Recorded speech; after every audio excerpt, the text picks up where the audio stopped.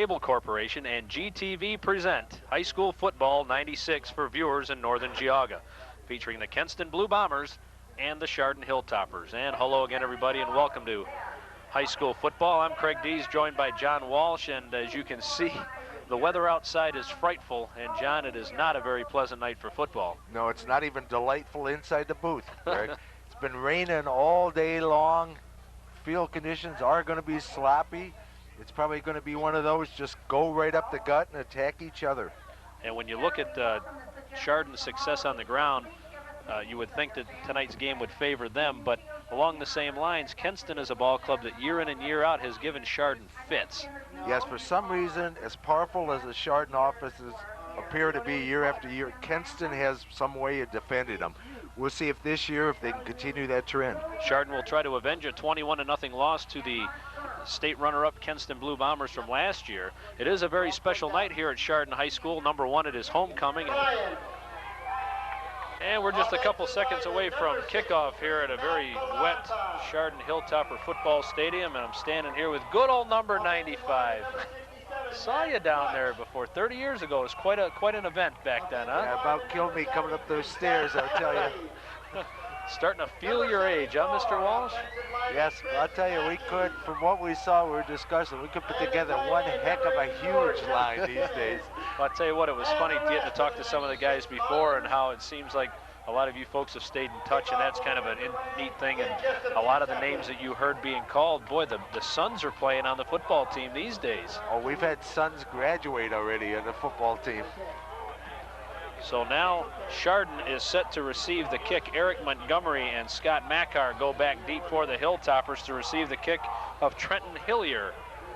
As we said, the playing conditions could be better, but then again, both teams are playing under the same conditions. The rain is coming down. We expect it to come down for most of the evening. Temperatures may dip into the high 30s to low 40s before we are done tonight. So you never know what can happen in weather like this, and we are set for football as Hillier with a little scooter up the middle, and it will be picked up and covered now by Macar at the 19-yard line, and that's where the Hilltoppers take over first down and 10. The offensive unit from left to right. Buddy Semple gets a start at left tackle for Keith Jenkins. Ray Landis, Jeff Neal, Kent Hardesty, Denny Benvenuto. That rounds out the guys up front. Nick Goshi is the tight end. The wideouts, you'll see Mike Marks, Eric McBride, and Will Andler. The running backs, Gary Renner and Zach Braces, are expected to get the start behind the quarterback, Brett Weidig, the 6'2", 185-pound junior, who's done a sensational job thus far for the Toppers. First down and 10. And they run it up the middle. Not a whole lot of doing up there as that went right into the middle of that Kenston defensive line. The defensive unit for the Blue Bombers, Andy Kuhn, Ray Berry, Chris Boyd, Matt Belanti, and Andy Yount up front. The linebackers are Justin Sisek, Peter Hayes, and Matt Cruxton. The DBs, Matt Gibbons, Mike Merton, Dan Hess, and Chuck Arnold. No gain on the play. Second down and 10 now. Zach Braces is now in the wing on the near side. Eric Montgomery in the backfield along with Renner. Again, they go with Renner straight up the gut, and Renner barrels his way near the 25 or 26-yard line. Gonna have to bear with us tonight on where the ball is, because it's gonna get tougher and tougher to see those yardsticks as the night progresses. I think it's gonna get tougher and tougher as you see Renner coming on that. Just keep driving those legs, digging it into the dirt and driving them, taking guys with them. It's just strong power running. We're probably going to have a little trouble also recognizing who the players are later as those jerseys start getting kind of muddy there. We'll give Renner a gain of 6. It'll be third down and 4. That's Braces going in motion again. And they go over the right side again, and it's Renner, and Renner's across the 40, and he slides to the 42, maybe the 43-yard line. I think that was Braces on the carry. Yeah, that was Zach Braces, 23 on the carry. Yeah, that ball handling, like you said, it's they run that wing T deception to masterful lanes. You know, you can get thrown out there, so who's carrying it? But that was Zach. I'll tell you something. I've been watching Chardon most of this year, Craig, and Renner as a returning starter, has been impressive from the start, as is Whiting. But I'll tell you, week after week, I see a total improvement in Zach Brazes and Eric Montgomery that just gives them a dynamite offensive set back there. First down and 10 for the Toppers. The ball just outside the 40-yard line. And this time they run the option and they put it on the ground. It was in and out of the hands of Montgomery, and it'll be recovered by Kenston. We talked about the weather early, and the weather factor here is it was in and out of the hands, and it is recovered by Matt Gibbons, and that's a break for the Bombers. That's exactly like you said, Greg. That was weather-induced. The pitch was right where it should be. Montgomery has tremendous hands. It was just a case of a little slickless on the ball, and it just squeezed between his fingers there, hit the ground. First break tonight goes to Kenston. So Kenston comes out. They'll send Arnold, who is the hot receiver, to the near side. They also run a wing in the backfield behind the quarterback, Brian Shelato. Will give you the rest of the offense after this play. And they hand it off the right side to Merton, and Merton picks up a couple yards. The offensive unit for the Bombers, Nick Wendell, Tom O'Brien, Chuck Mackey, Chris Boyd, and Matt Cruxton are the big guys up front. Andy Kuhn is the tight end. The wideouts, Chuck Arnold and Mike Phillips, a couple of good ones. The running backs, Mike Merton and Peter Hayes, and the quarterback is Brian Shelato. So no gain on the last play. Looked like he picked up a couple, but they spot it right at the 40, and that's a second down and 10 now. Again, they split Arnold to the near side.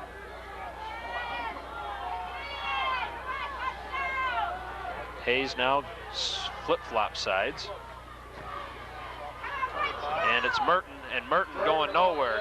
Dragged down by the shirt. Ken Hardesty was there to make the tackle, and then Todd Goodwin came in on top. I'll tell you, they say Ken Hardesty is that strongest as far as bench pressing ability. Strongest kid there. You could see he just had him with a hand, spun him around like a rag doll, and threw him down in the dirt. That takes a lot of strength, and plus it takes a lot of football ability to get in that position too. Third down and 11 as they lose a gain of a half a yard on the play. Shelato to throw. Gonna look, he's hit as he throws, and it's incomplete. Coming in to make the hit was Ray Landis, and that'll be a fourth down situation. Let's give you that Chardon defense before they leave the field. Jenkins, Hardesty, or check that, Landis, Hardesty, Honigman, and Fester up front. DeWeese, Goshi, and Goodwin are the linebackers. Davis, Beeler, Montgomery, and Makar the DBs. And speaking of Scott Makar, he goes back deep along with Eric Montgomery to receive the punt from Trenton Hillier. Hillier at the 46-yard line. He has to retreat to get that one, but he does get off a nice line drive kick into the hands of Montgomery. And Montgomery slipping and sliding his way, and he's got some running room as he's across the 30, and he's whacked down at the 35-yard line. And that'll be good enough for Chardon to get the ball back in excellent field position. Matt Crutched on the tackle. I'll tell you, that was some shifty running. You can see him. He heads to the sideline there, stops, turns, cuts inside, has a spin move coming up here where he eludes a guy, but the next guy coming behind gets him. Good, strong return. And it was a good job by the Kenston punter getting that ball off, because the snap wasn't real favorable, and he did a good job bringing it down calmly, bringing the foot through it, and getting a decent punt off. A net of only 10 yards on the punt. First down and 10 now for Chardon. They spot the football at the 35-yard line. And they go around the right side. And Braces can't get much as he tried to turn the right side. Chardon coming off an impressive win last week against Twinsburg. A lot of folks thought that game would be closer than it really was. But Chardon has put a licking on a lot of folks this year. I tell you, that's the thing I keep getting. I thought last week we'd get a gauge on just how good Chardon is. I'm not sure we still know just how good this team is, because they may be good enough that they're just dominating everybody and making them look bad. Gain of about 3, second down and 7. Got some movement up front, and yeah, I think we had encroachment on the defense. That's what it looks like. We'll see if they were induced to come across the line. I couldn't see the guy that jumped. I couldn't see anybody in front of him jumping. No, they called it under defense. The officials for tonight's game, and buddy of mine, Howard Eckert, is the referee. Rich Silvestro is the umpire. Mike Laszlo is the linesman. The line judge is Charles Algier. And Dan Zielinski is the back judge. These guys don't get enough credit for standing out in the rain on a night like tonight either, do they? Oh, you talk about a thankless job. I don't know how many people come up after a game and say, you did one heck of a job out there, referee. I'm sure not too many. It's all negative flow. I don't know why anybody would want to do that. You got to give credit to those guys. Second down, a long 2 to go for Chardon. Brett Weidig sends Braces in motion. And they go across the left side, and that is Renner, and Renner is into Bomber territory all the way down to the 40-yard line, and that'll be a first down. I'll tell you, Renner's legs just do not quit moving. He just keeps pumping. I think defenders get a little complacent. They figure he's stopped, but with those pumpy legs, he just keeps breaking good, solid tackles.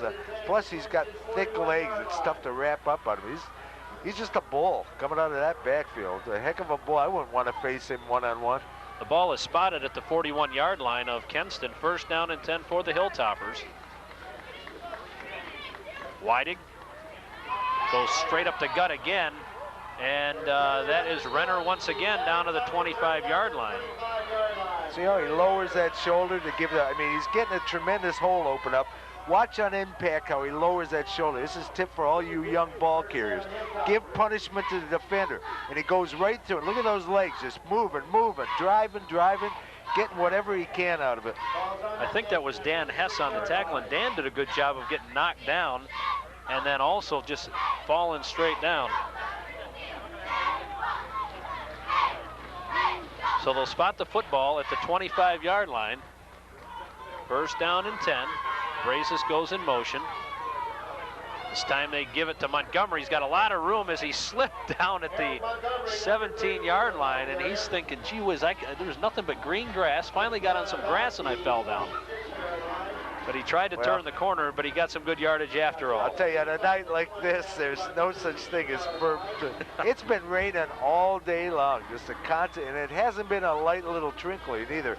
It's been coming out real heavy at worst. Sometimes it just comes down as a good heavy rainfall. Eric McBride will split to the far side. Howard Eckert blows the whistle. What does he want? It's an official timeout. They're gonna, I don't know what they're gonna do. Maybe get the ball out of the mud puddle. Probably gonna wave up to his buddy Craig up in the booth. That's right. Think?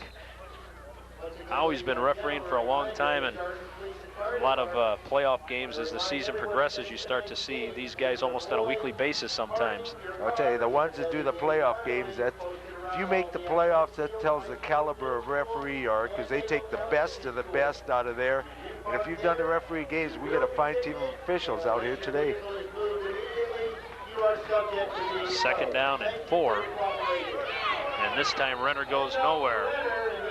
Yeah. Not much doing there, lost a yard or so. And Kenston got the total penetration on that one and just seal it. If you can't get the legs going when that guy's right on top of you as soon as you get the ball, that's good penetration on the Kenston D part that time. So third down and, it looks to be about 6. 5 minutes and 2 seconds. I'm afraid to stick my head out the booth this week because it's raining out there. I'm liable to get electrocuted. We're under 5 minutes to go here in the first quarter. Third down and 6. Braces goes in motion again. They run a delay. Actually, Whiting's going to keep it. He tosses it, and it's in and out of the hands. The intended receiver on that play was Eric Montgomery. Tried to bat it back to himself and just couldn't get the handle on it. Well, I tell you, that was a stranger. It was like Whiting saw a lane open up, figured he was going to take it, and the last second it was more like a forward pitch than anything. Fourth down and 6 coming up. Clock is stopped at the 4-minute and 45-second mark.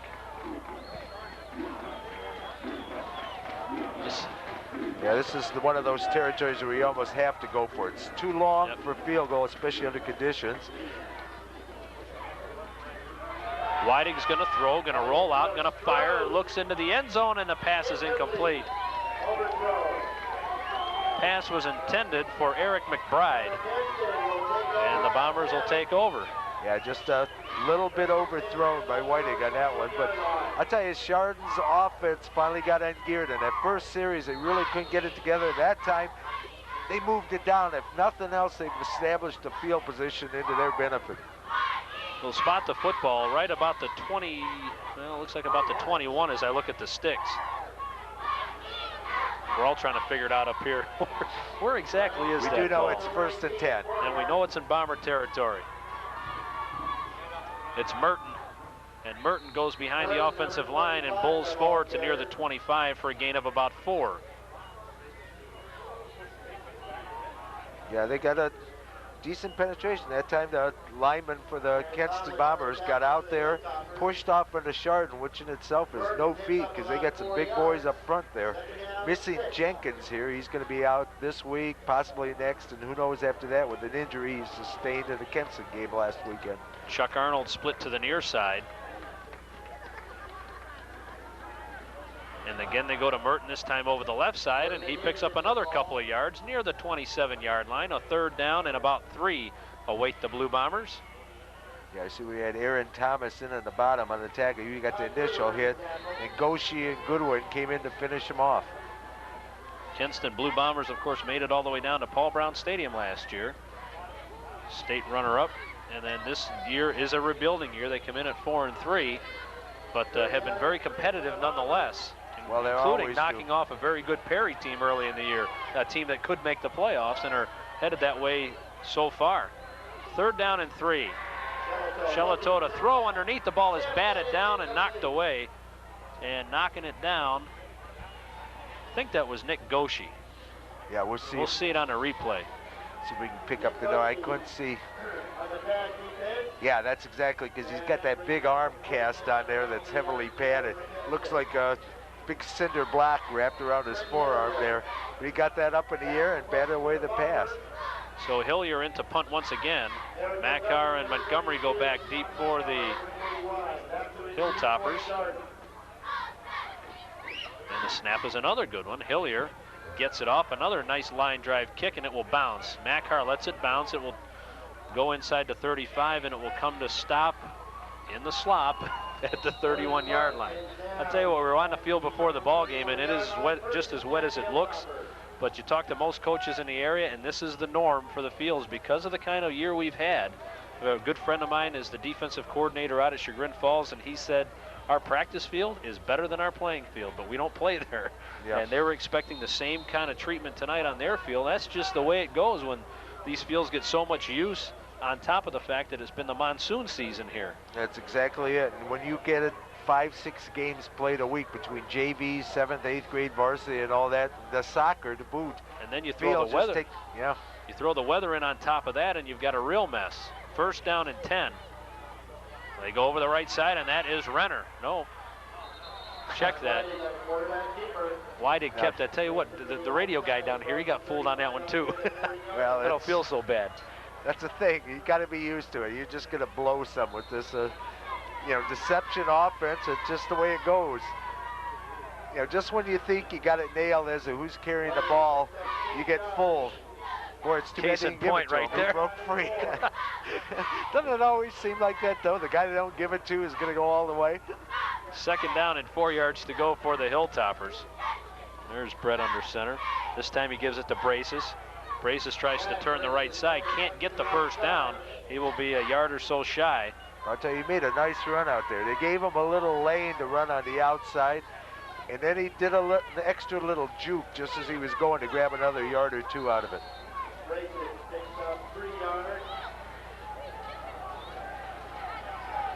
Boy, it's still coming down.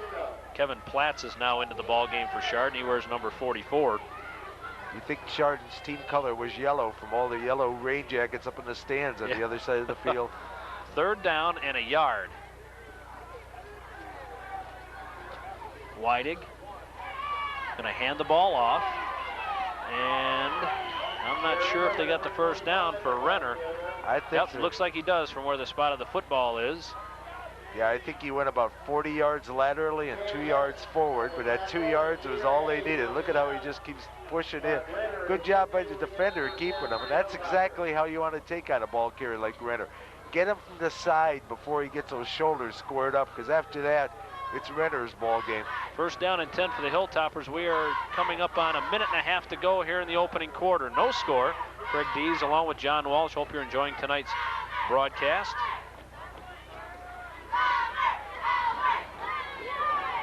Whiting to throw. Looks underneath, and the pass is complete I think that's Eric Montgomery who came up with that pass, a slipping and sliding kind of catch for about 3. Yeah, I think this might be one of the last times we can read his number, because you look and he got up pretty muddy there. But it is number 32. Well, we have already apologized in advance for any misspeaking about names tonight, because it is going to get more difficult as she goes. But I love that, because that covers all your little mistakes and all that. We got built-in excuses, folks. And I'm just glad we're inside. Down to 46 seconds to go. Yeah, I was at the Willoughby South game earlier this year, and it just rained all through that game. It was miserable. They go straight up the gut again to Renner, and not much doing as he runs right into the middle of that Kenston Bomber defense. Chris Boyd was there to help make that tackle. It'll be a 3rd down and about 8 yards to go. We're down to 20 seconds to go in the quarter.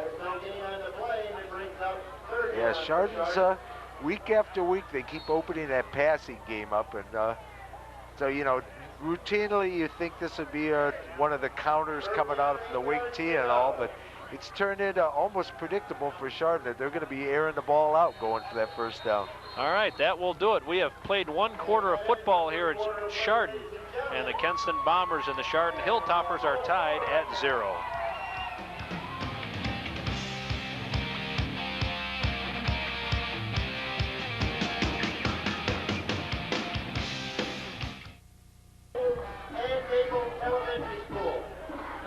We are ready to start quarter number 2. We are scoreless here at Chardon High School as the Chardon Hilltoppers are hosting the Kenston Bombers.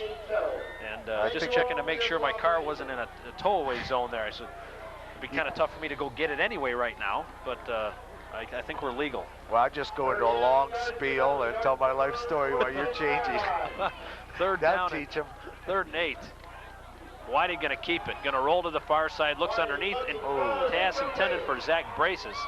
If he'd have caught it, he would have turned and he'd have had a 1st down, and that's a 4th down now for Chardon. Yeah, easily. That pass was just a little bit dumped behind him. You can see Whitey saw he was wide open. I think got a little too cautious and tried to just punch it in there rather than just putting a little extra on it and getting a good pass to him. But, you know, those things happen. You got the bad field conditions, grip, all those things go through your mind when you're ready to kick that ball. Or pass that ball, sorry. Chardon, with a little confusion, they will take a timeout, and that gives us time to tell you that Geauga Local Access Cable Corporation is a newly formed corporation funded by communities in northern Geauga County to expand local cable television community programming opportunities for those communities. Based on present funding, programming is being planned for the Berkshire, Cardinal, and Chardon school districts and for the communities of Burton Township, Burton Village, Chardon Township, Chardon Village, Hamden Township, and Middlefield Village. Tonight's game is being brought to viewers by Chardon Village and Chardon Township. Funding is received from you, the cable television subscriber, when you pay your cable bill. A small portion of that bill is a franchise fee, which is now being dedicated to local programming of all kinds. And a matter of fact, in another couple weeks, we'll be headed out to Berkshire home High of the School, Badgers. The Badgers and the what a great rivalry. Middlefield against Burton. We'll be there in a couple weeks, so make sure you stay tuned for that. But that's just a little bit about what we do here with the Geauga Local Access Cable Corporation. 4th down for the Toppers, and they get the punt off. That's Renner, and a fair catch is called for and taken. And that was Merton, Mike Merton, who came up with some pretty good hands in this kind of weather.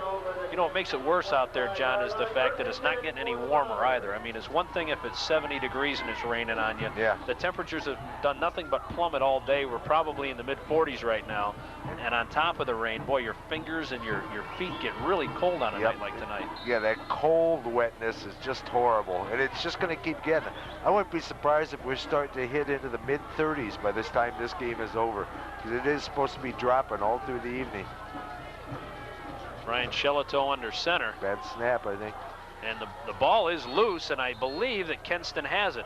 Boy, the ball was laying on the ground for a couple of seconds. I don't think anybody realized that it hit the deck. Ooh, coming up off the bottom of the pile, though, was Chris Mackey. Yeah, you got the nose man just driving. Or that's Hardesty coming out of the tackle position there. Yeah, he kind of drove the center right off the ball. And, you know, I'm sure the center knew it was on the ground there. Yeah, it's too bad they outlined the old Fumblerooski. Maybe that was what they're trying to run there. I don't know.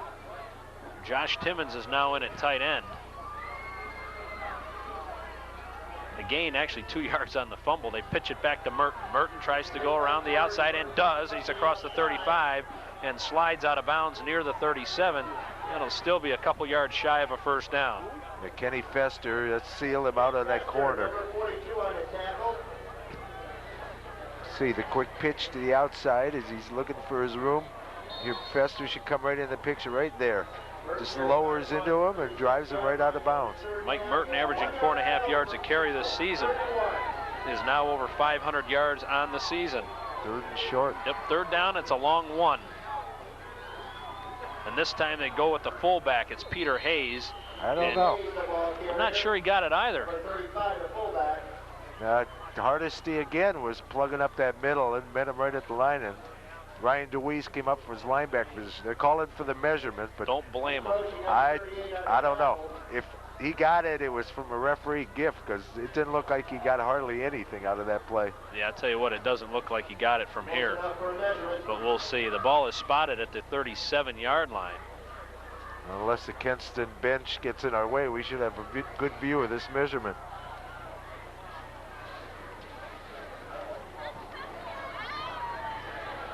Take a look at it as they stretch the chains out.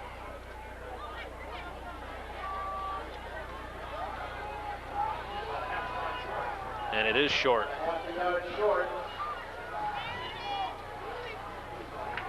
So Kenston brings on the punting unit as they bring on Trenton Hillier. There is 10 minutes and 17 seconds to go here in the first half. We are scoreless as Chardon is hosting Kenston tonight, a former CVC matchup. And an absolute rivalry. These two teams just go at each other, throw records out the window. It can be 0-7, 7-0, and they're still going to give each other extremely competitive game. Over the years, it's been a great rivalry. So Trenton Hillier into punt.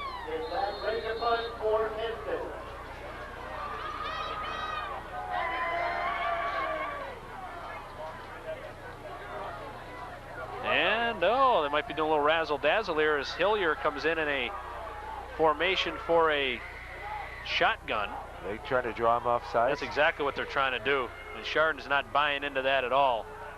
Boy, you talk about your fancy shift. Man, isn't this about a 60-second clock? When are they going to call it?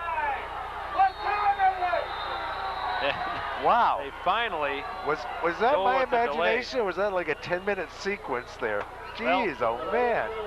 That went on forever. The last time I called the timeout as I stuck my head out the window was 10 minutes and 40 seconds to go. The whistle was blown there at 9 minutes and 45 seconds.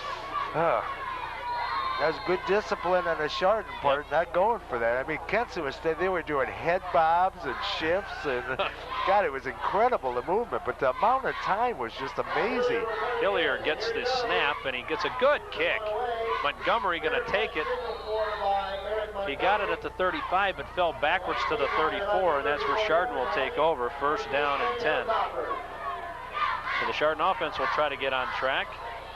Yeah, they've moved it here and there, but nothing sustained so far.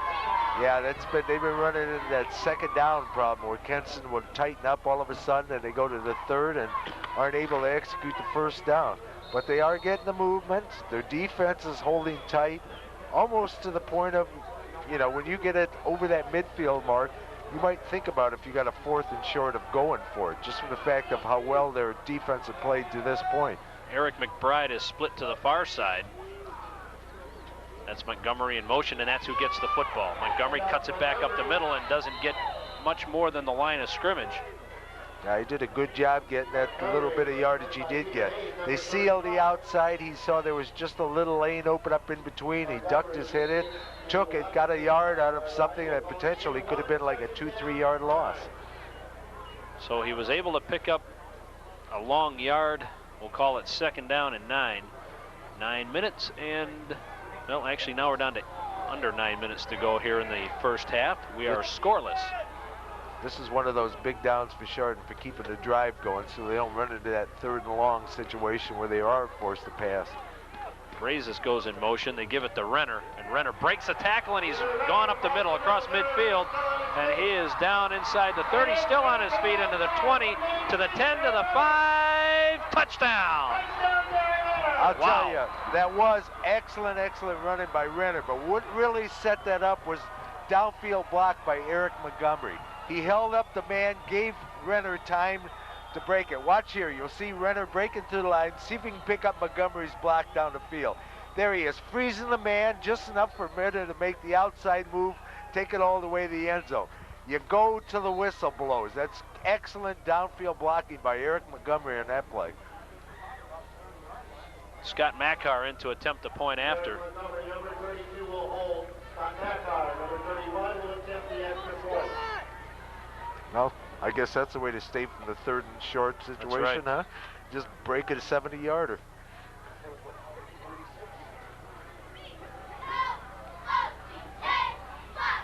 So the snap is a good one.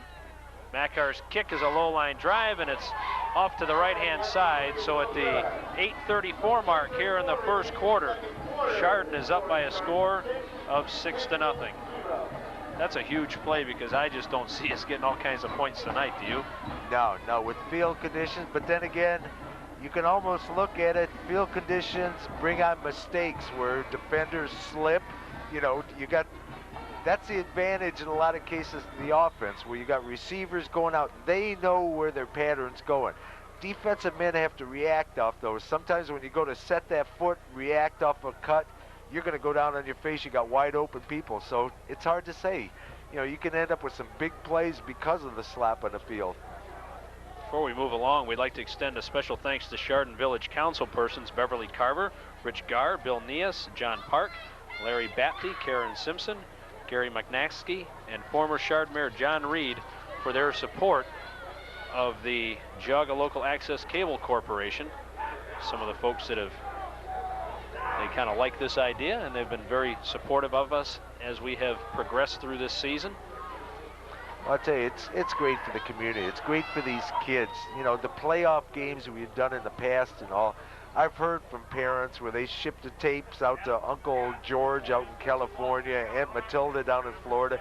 You know, they just go all around the country, and it's like a keepsake to these kids. You know, they may not watch, well, they'll probably watch it 3-4 times here, you know, in sequence, but they may not watch it again for 20 years, but it's something they can show their kids. It's just a keepsake of their time, you know, and it's a very important part of a life of a high school student. Scott Mackar into kick, and a line drive kick bounces off one of the Kenston Bombers, and it's covered at the 35-yard line. And right now, I think it's almost self-defense on any of these kicks. Just make sure you can corral it. Don't expect to pick up any yards. Just make sure you don't lose the football. That's the thing. I think the kicking game, the best approach in the bad, rainy conditions is the conservative one. We'll just get possession. Don't worry about making the big play. Leave that to your offense to do. Brian Shelito will bring the troops up to the line of scrimmage as we are down to 8 minutes and 34 seconds to go here in the first half. Chardon leads it by a score of 6-0. Merton got some blockers out in front. He turns the corner. He's up to the 40, and he's dragged out of bounds at the 43, maybe the 44-yard line. Eric Montgomery on the tackle for Chardon. Look at Montgomery did a jersey. nice watch him. He's tied up on a block. He just shucks the blocker and goes after the, well, maybe we can. We had a coach coming. You couldn't see the block. The guy on the ground for the Bombers was the guy who was blocking him. Montgomery did a good job keeping him away from his body, using his hands to keep him away. Once that blocker gets his shoulder pads into your body, he owns you. That's good use of the hands by a defensive back out there. Gain of 9, 2nd down and 1. It's Merton again, and he's got the first down. Should have it by about a half a yard or so, and he does as the officials stop the clock to move the chains at the 7:42 mark.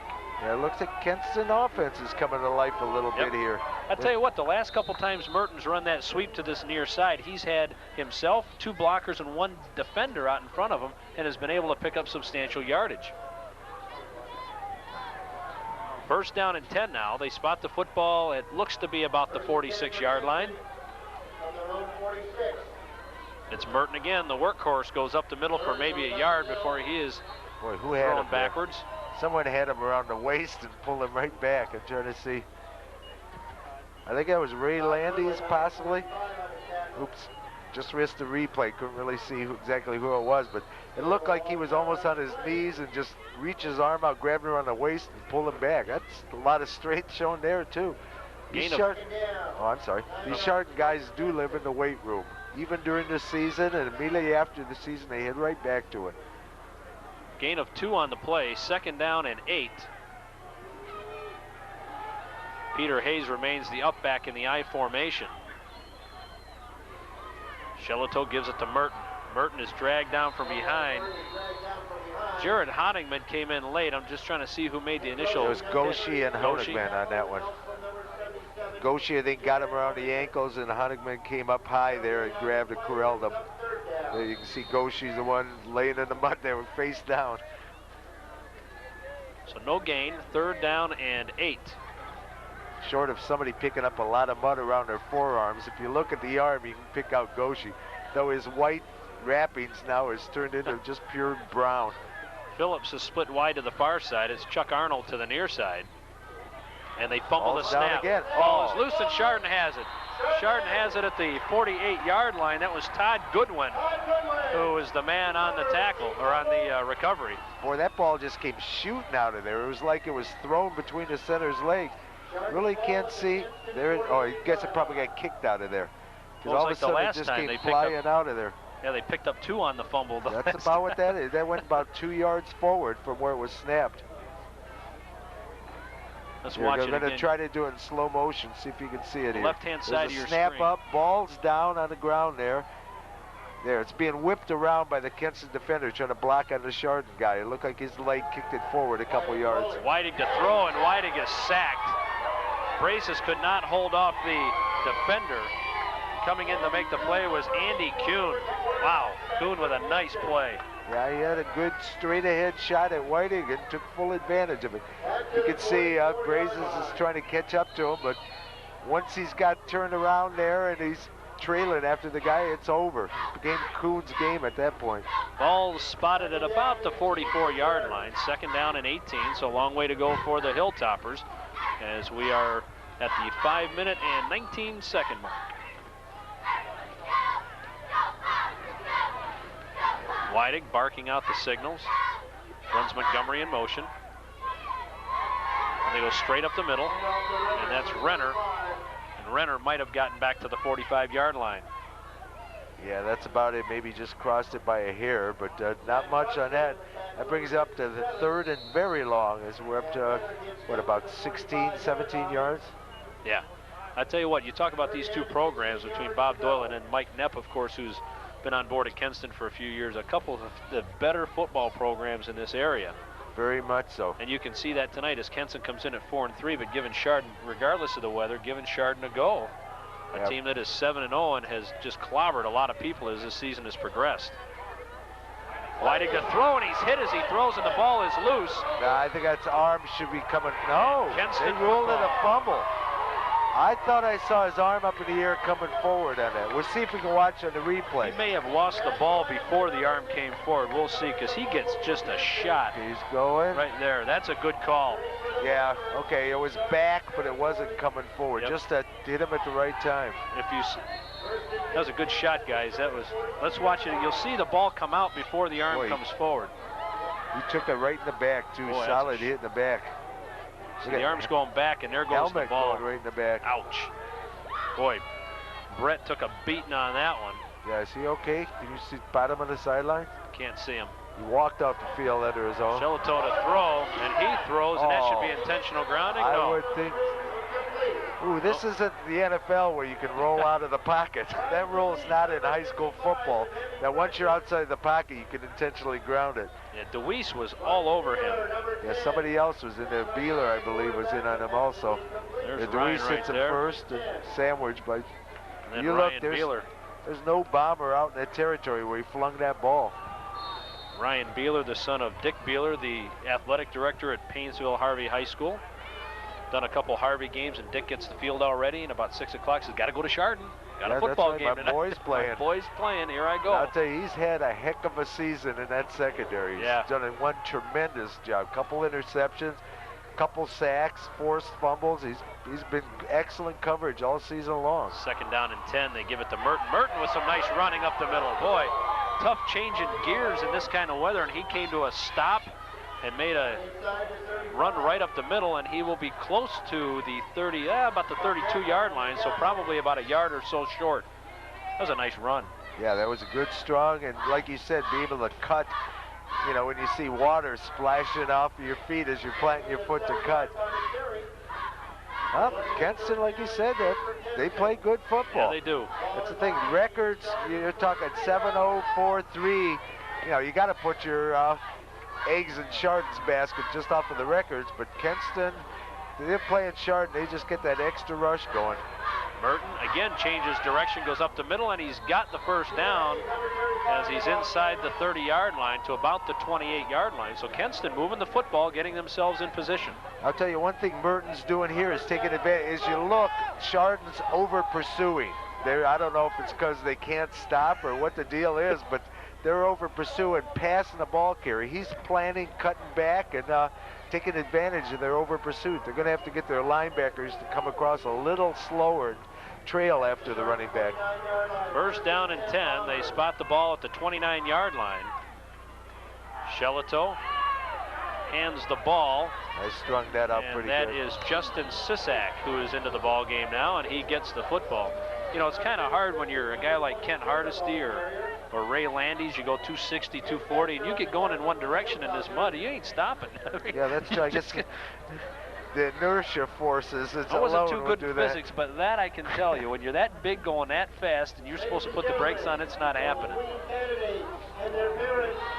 A loss of about a half a yard, so we'll call it 2nd down and 11 as we're down to the 2-minute and 45-second mark in the 1st half. Chardon leads it by a score of 6-0. I'm Craig Dees, joined by John Walsh. Hope you're enjoying tonight's high school action. No better place to be, come rain or shine. 2nd and 11. Brian Shelato pitches it to Merton. Merton looking like an option pass. Yeah. He's looking, fires, looking for the quarterback, and he's got him at the 10 to the 5. Touchdown! Brian Shelato on the receiving end of a pass from Mike Merton. 29-yard touchdown strike. How about that? Yeah, he sold it as a pass early. And Chardon just let the guy behind him. You can see as, I believe, Makar just fell down. Yeah, they came up a little bit, did the quick little hitch back to the guy. He rolled it just a little bit out, enough to draw the secondary guys, reading it as a run coming up. That allowed the defender to get behind. You saw Makar falling as he tried to change his direction and go back. Kevin Tackus into a hold for the kicker, Trenton Hillier. See the rain on the screen coming down. Snaps a high one, good job, and it will be blocked. And that will be that at 6-0, or 6-6 now with 2 minutes and 36 seconds to go here in the 1st half. We are knotted up.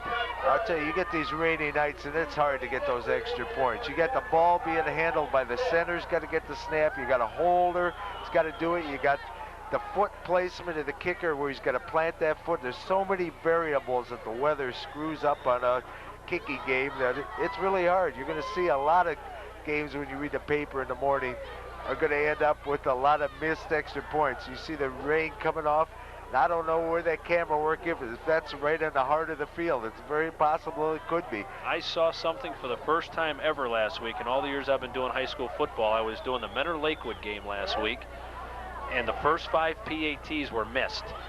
Yeah? 5 in a row. I've never seen that before.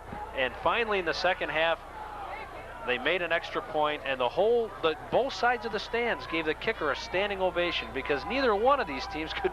And in practice, they're booming them through. Last week was not beautiful. Wet conditions. Yes. No, I had never seen that before. Yeah, that is strange because you got those specialists who are kickers out there who just, you know, they're like machines putting it through. It's like it is in the NFL almost. A guaranteed, occasional miss, but not that often. But tonight's not a kicker's night, I'll tell you. Montgomery takes it at the 15. He's across the 25, and he's picked up, and he's corralled, and he is dropped down. They will spot the football probably close to the 25, and I'll tell you what, the momentum may have shifted just a hair to this side of the field as the Kenston fans showing signs of life below, and a very happy and spirited Blue Bomber bench. But Chardon still has 2 minutes and 28 seconds to try to make some magic here to end this first half. Yeah, worst case they want to do is just eat up the clock with keeping the ball out of the end zone. You know, they really don't want to give it back to Kenston this time. Like you said, momentum shift. If they can just keep moving a little bit, at worst, they're going to go into the locker room with a tie. 24-yard line. And it's Renner, and Renner is stacked up at the line of scrimmage. Who was that? That was Andy Kuhn. Wow. Well, I don't know how you got that number out of that. Actually, the first guy to hit him was Chris Boyd. I'm still trying to read his number on his back. I'm staring at him. I couldn't come up with what his number was. Yeah, Chris Boyd, who's the nose, was right in on top of him. See right there. Look at that. That was a nice hit. So much so, it's a loss of 2.5. Second down and 12. Brett Weidig hands the ball. It's Renner. Renner bounces off. Nope, who's got it? That faked everybody out. That was Montgomery. That's what the PA guy gets for listening to me. See that? And he's got a spotter. Give him a gain of 3 on the play. Timeout for Kenston, as they will try to maybe get the ball back. A 3rd down and 9. Watch it again. That's exactly it. Take a timeout right now. Put the faith in your defense. Get it back to you. You're going to get decent field position. Because, you know, Chardon's fairly deep in their own end right now. Kenston should come out of it not too far over midfield. If you could check out the water person for Kenston who is coming onto the field, try not to fall down. By the time they get out there, it's time to come off the field because you can't even sprint out on the field as normal. No, here she comes right back. I told you. We'd also like to, as long as we're giving out thanks for making this game possible, we'd like to thank the Chardon Township trustees, John Dorka, Tony Anerva, and Dick Lutsky, for their support of this local cable television programming. Thank you very much. 3rd down and 9. 1 minute and 31 seconds to go. Yeah, Chardon really could use the first down right now to keep that ball out of the Kenston hands. Because Kenston will have excellent field position. 3rd down, 9 yards to go. Zach's got it. This time it's Zach Braces, and he's going to be short of a first down. They'll spot it at about the 35 or 34, and he needed to get to about the 34.5. So really, it'll depend on the spot. Yeah, I'm reading my lines correctly here. I thought Phil, well, where the referee's spotting it right now, yeah, it looks like it's short by about a foot or 2. The clock has stopped with 1:17 they're going to go for the measurement, I think. They're going to eyeball it. I'd say he's a good foot and a half short, though.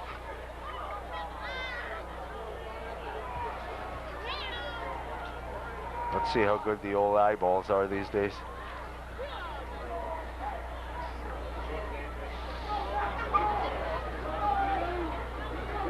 Here come the chain gang.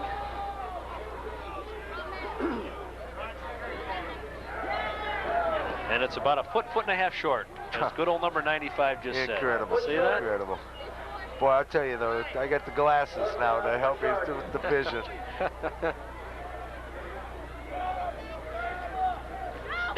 I'm assuming a punt, though. You know, it's one of those. Yeah, just to keep the momentum, you want to drive them back as much as you can.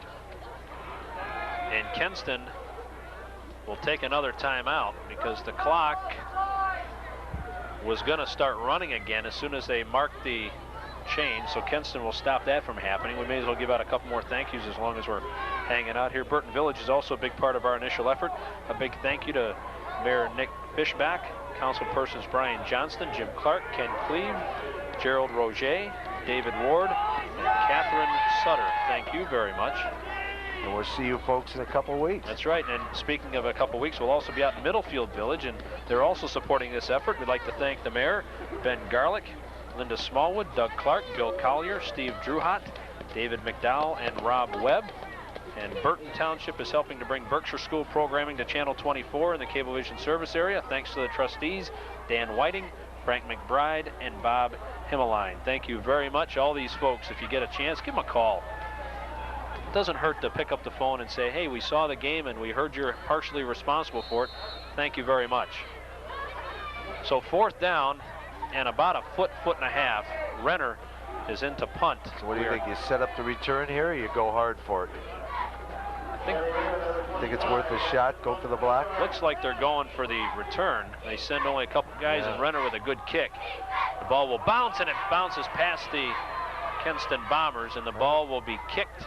Pick it up. And covered at the, where was it finally touched? All the way back to the 24-yard line. I'm not sure that's what Mike Knepp had as a plan there. They just may run the clock out here because they're down to 1 timeout, I believe. Yeah, I'll tell you, that Kenston guy almost made a mistake and picked up that ball, too. That could have been very costly because the Chardon guys are coming down on him hard. 1:04 to go here in the first half. We are knotted up at 6 apiece.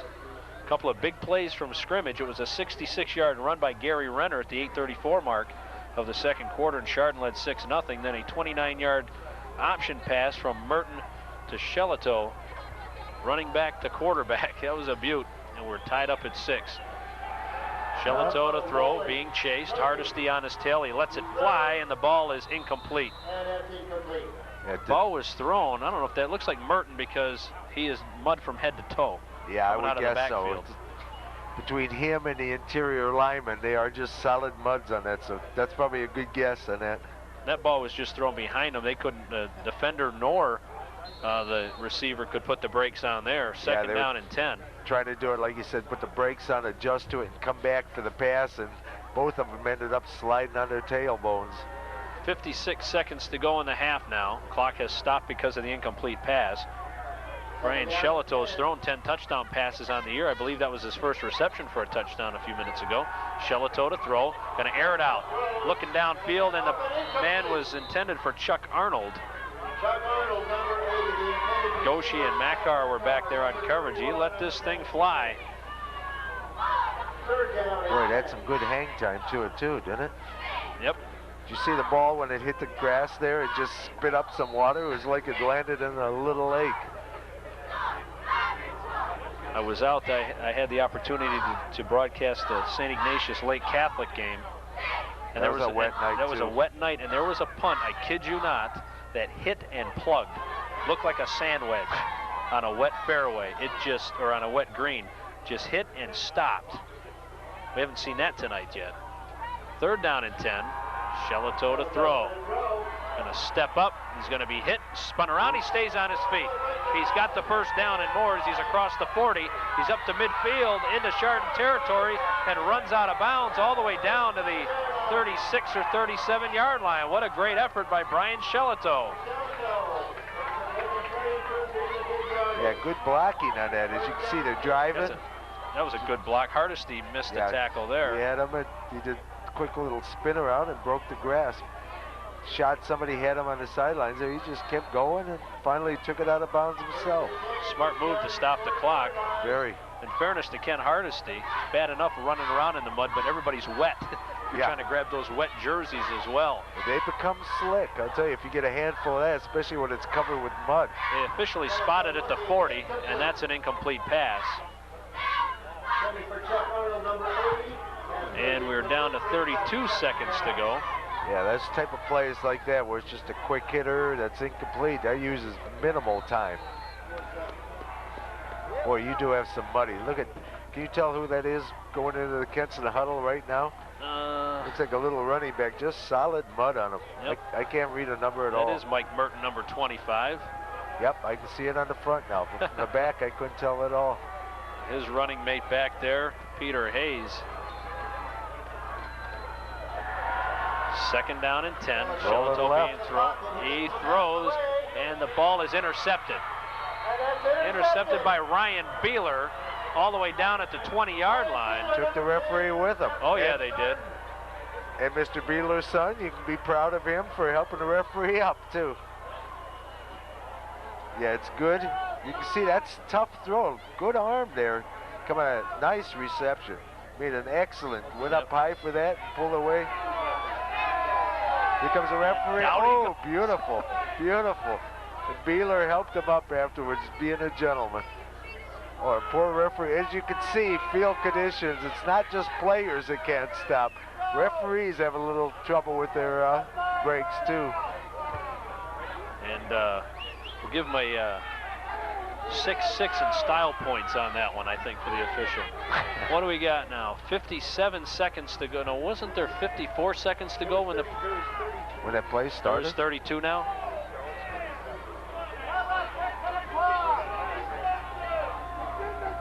They're discussing the clock, I think. Yeah, Howie Eckert's coming over. Looking. He's got a lot of help coming from the stands up here, though, I'll tell you. Just take a pick from the number coming out of the stands here as to what time's left in the quarter, or in the half, I'm sorry. They may just be keeping the time on the field at this point as opposed to trying to relay something up to the booth. That's probably the quickest thing. Because we were under, it was 54 seconds to go just a little while ago, I think, and we've gained 3 seconds somehow.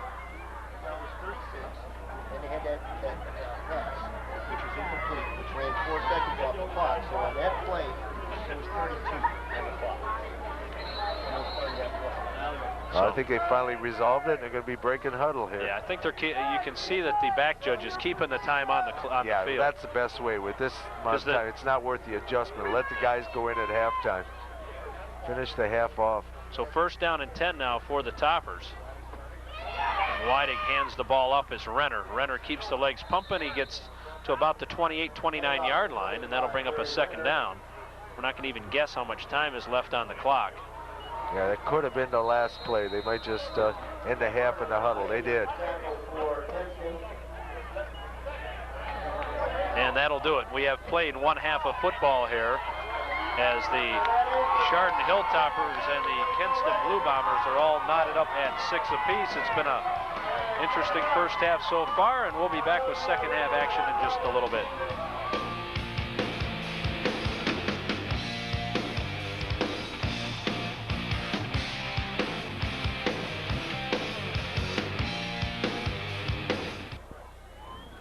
We are just a couple of seconds away from kickoff here at Chardon High School in the 2nd half as Chardon is tied with Kenston by a score of 6-6. And before we do anything else, we want to get some business out of the way. Unfortunately, because of the weather and where they had the ceremony, which is across the field, we weren't able to cover the homecoming queen crowning, but we are happy to announce it, though. 1996 Chardon homecoming queen is Rachel Walter. Congratulations to her. That's a fine honor for any young lady in high school to have, and this year it is Rachel's turn, and I'm sure she will do Chardon proud this year as the 1996 homecoming queen. Before we move along, let me give you some numbers. Kenston, 16 carries, 78 yards, 1 for 8 passing for 29 yards. That was the touchdown, and it wasn't the quarterback that threw it. It was a pass from Merton to Shelato, and Shelato with 3 carries for 40 yards. He had a nice run there in the 2nd quarter. For Chardon, 22 carries, 140 yards, 1 of 3 through the air for 2 yards. Gary Renner leads all runners with 12 carries and 110 yards on the ground. Those numbers courtesy of my buddy Mike Patika of the Plain Dealer, Lake County Bureau, Lake Geauga County Bureau, I should say. So Chardon will give the football to Kenston as we begin the 2nd half of action, and the rain was really coming down a few minutes ago. At least it subsided somewhat now. Yeah, now it's got back to what it was during the 1st half, just a steady pouring down in the rain, just enough to keep that ground nice and soggy. And it's looking like Chardon might have changed some jerseys, wouldn't you say, or is yeah, those just are pretty my imagination? Clean. Pretty clean. Makar to kick, and it's a little pooch kick coming to the near side, and it will skip out of bounds, and Kenston will take the football in excellent field position. Brian Shelato is the quarterback. Coming into tonight's ball game, Brian had thrown for 792 yards, 10 touchdowns, and 6 INTs. He does have 1 interception tonight, and as we said, through the air tonight, only 78 yards as a team, and 29 less for Brian. They'll spot the football at the 35-yard line. Yeah, they do it. Across the board there, you see the nice, shiny jerseys. Pants are still muddy, though. There's no changing of the lower portion of it, but they did put on some nice, dry, clean jerseys up top. Kenston, on the other hand, is still in their muddy jerseys. They must have not brought another extra set to change into. Yeah, they're tough guys. They are ready to go. This time they hand it to the fullback, and Peter Hayes rambles across the 40-yard line to about the 42. Yeah, Ryan Dewey's made a nice, sure tackle, wrapping up his legs. As you can see, they open up a big hole. He's hitting it. Ryan gets down there, grabs the one leg, wraps on the other one, and drives through him. Gain of about 6, second down and 4. We are underway, quarter number 3. Craig Dees along with John Walsh. Glad you could join us for High School Football 96. We will be back again on November the 1st, at least out in the Burton and Middlefield areas. We have Cardinal and Berkshire. There's a nice down the street rival. Again, they go to the fullback, and Hayes. That's close. Depends on where they mark it. I think it might be a hair short. Yeah, it's about a yard shy. They'll spot it at the 44-yard line, so he'll be a good yard shy. 3rd down and 1. I guess he must have slid a little more than I thought he did. Peter Hayes, 263 yards on the season, about a 5.3 average. They split Mike Phillips to the far side, and they bring Chuck Arnold to the near side. Brian Shelito barking out the signals. And this time it's Merton, the tailback up the middle, got the first down and more. He's into Chardon territory all the way down to the 47-yard line, and that's a first down for the Bombers. I think they pull their guard on that one. You can see him, number 61, I believe, kicking an end out of there, opening up the lane inside. It was a nice little lead block by Chris Boyd coming out of his guard position there. Just a quick little inside trap to open up that off-tackle play. First down and 10 now for Kenston. Into Chardon territory to start quarter number 3. It's reminiscent of a Pittsburgh type of run. And they fumble the snap. Shelito gets it, and Goshi knocked them down. And who else was on the bottom of the pile there? Makar, I think, is in there. Looks like Ray Landis as well. Yeah, once that ball hits on the ground there, quarterback really doesn't have much chance. Chardon, oh, that was Landis coming up high, and Goshi just driving. DeWeese was also there. That was a dangerous play for Shelito because instead of just falling on it, he chose to try to pick it up. Was successful that time, but we've seen them lose one fumble already. He probably ended up losing maybe a half to a full yard by trying to pick it up. Second down and 12. They go straight up the gut, not much doing there. Not much Maybe at all. not even have gotten to the line of scrimmage. I think that was Merton. Yeah, I think you're right. At best, he got back to the line of scrimmage. He might have lost a foot or so. Right now, we're guessing the running back due to stature. Yeah, the little guy's Merton and the big guy's Hayes. That's all we know right now. Big interior lineman there for Chardon, just plugged up the area. The linebackers Goshi and DeWeese came in and pushed the whole pile back. Chuck Arnold, the fine wideout for Kenston, has been silent tonight receiving passes. 3rd down and 12, and they look that way. Arnold catches the ball and falls forward to near the 43-yard line, but that'll be well shy of a first down. Yeah, that was good defense by Makar in that one. He played off, knew where the first down marker was, made sure the guy wasn't up on it, came back in and stopped him well short of that, kept it to a very minimal. He was going to give up the 5-6 yarders, but he wasn't going to give up the 11-yarder that they needed for that first down. The ball is at the 44-yard line. Trenton Hillier into punt. He stands back at his 43. Kenston just trying to win the battle of field position right now, try to pin Chardon deep in their own territory if they can. The snap is a good one, and the lefty kicker gets off a wobbler that sails out of bounds and skips through a puddle all the way down, and they will mark it as they come up at the 28-29-yard line, and that's where Chardon takes over. Kind of shanked that off the side of his foot. Yeah, but really wasn't that bad a kick when you consider conditions. It's tough to plant your feet and really go after it. You got to do like pooch kicks almost, just kind of half-hearted efforts and just get it off your foot and get whatever you can out of it. This is not a kicker's night by any means. Not at all. So the ball is spotted at the 29-yard line for Chardon. It's a first down and 10. See what their offensive adjustments they made during the half. And Renner gets to the 30-yard line, and that's it. So Gary gets a gain of a yard, as we said. He had 110 yards rushing in the first half.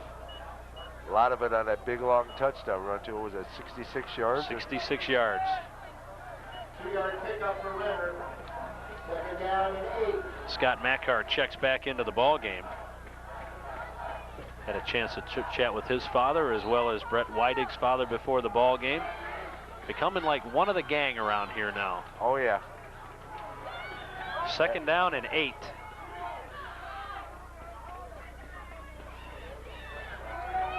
And up the gut they go. And that was Zach Braces, and not much doing there. Another yard or two, maybe.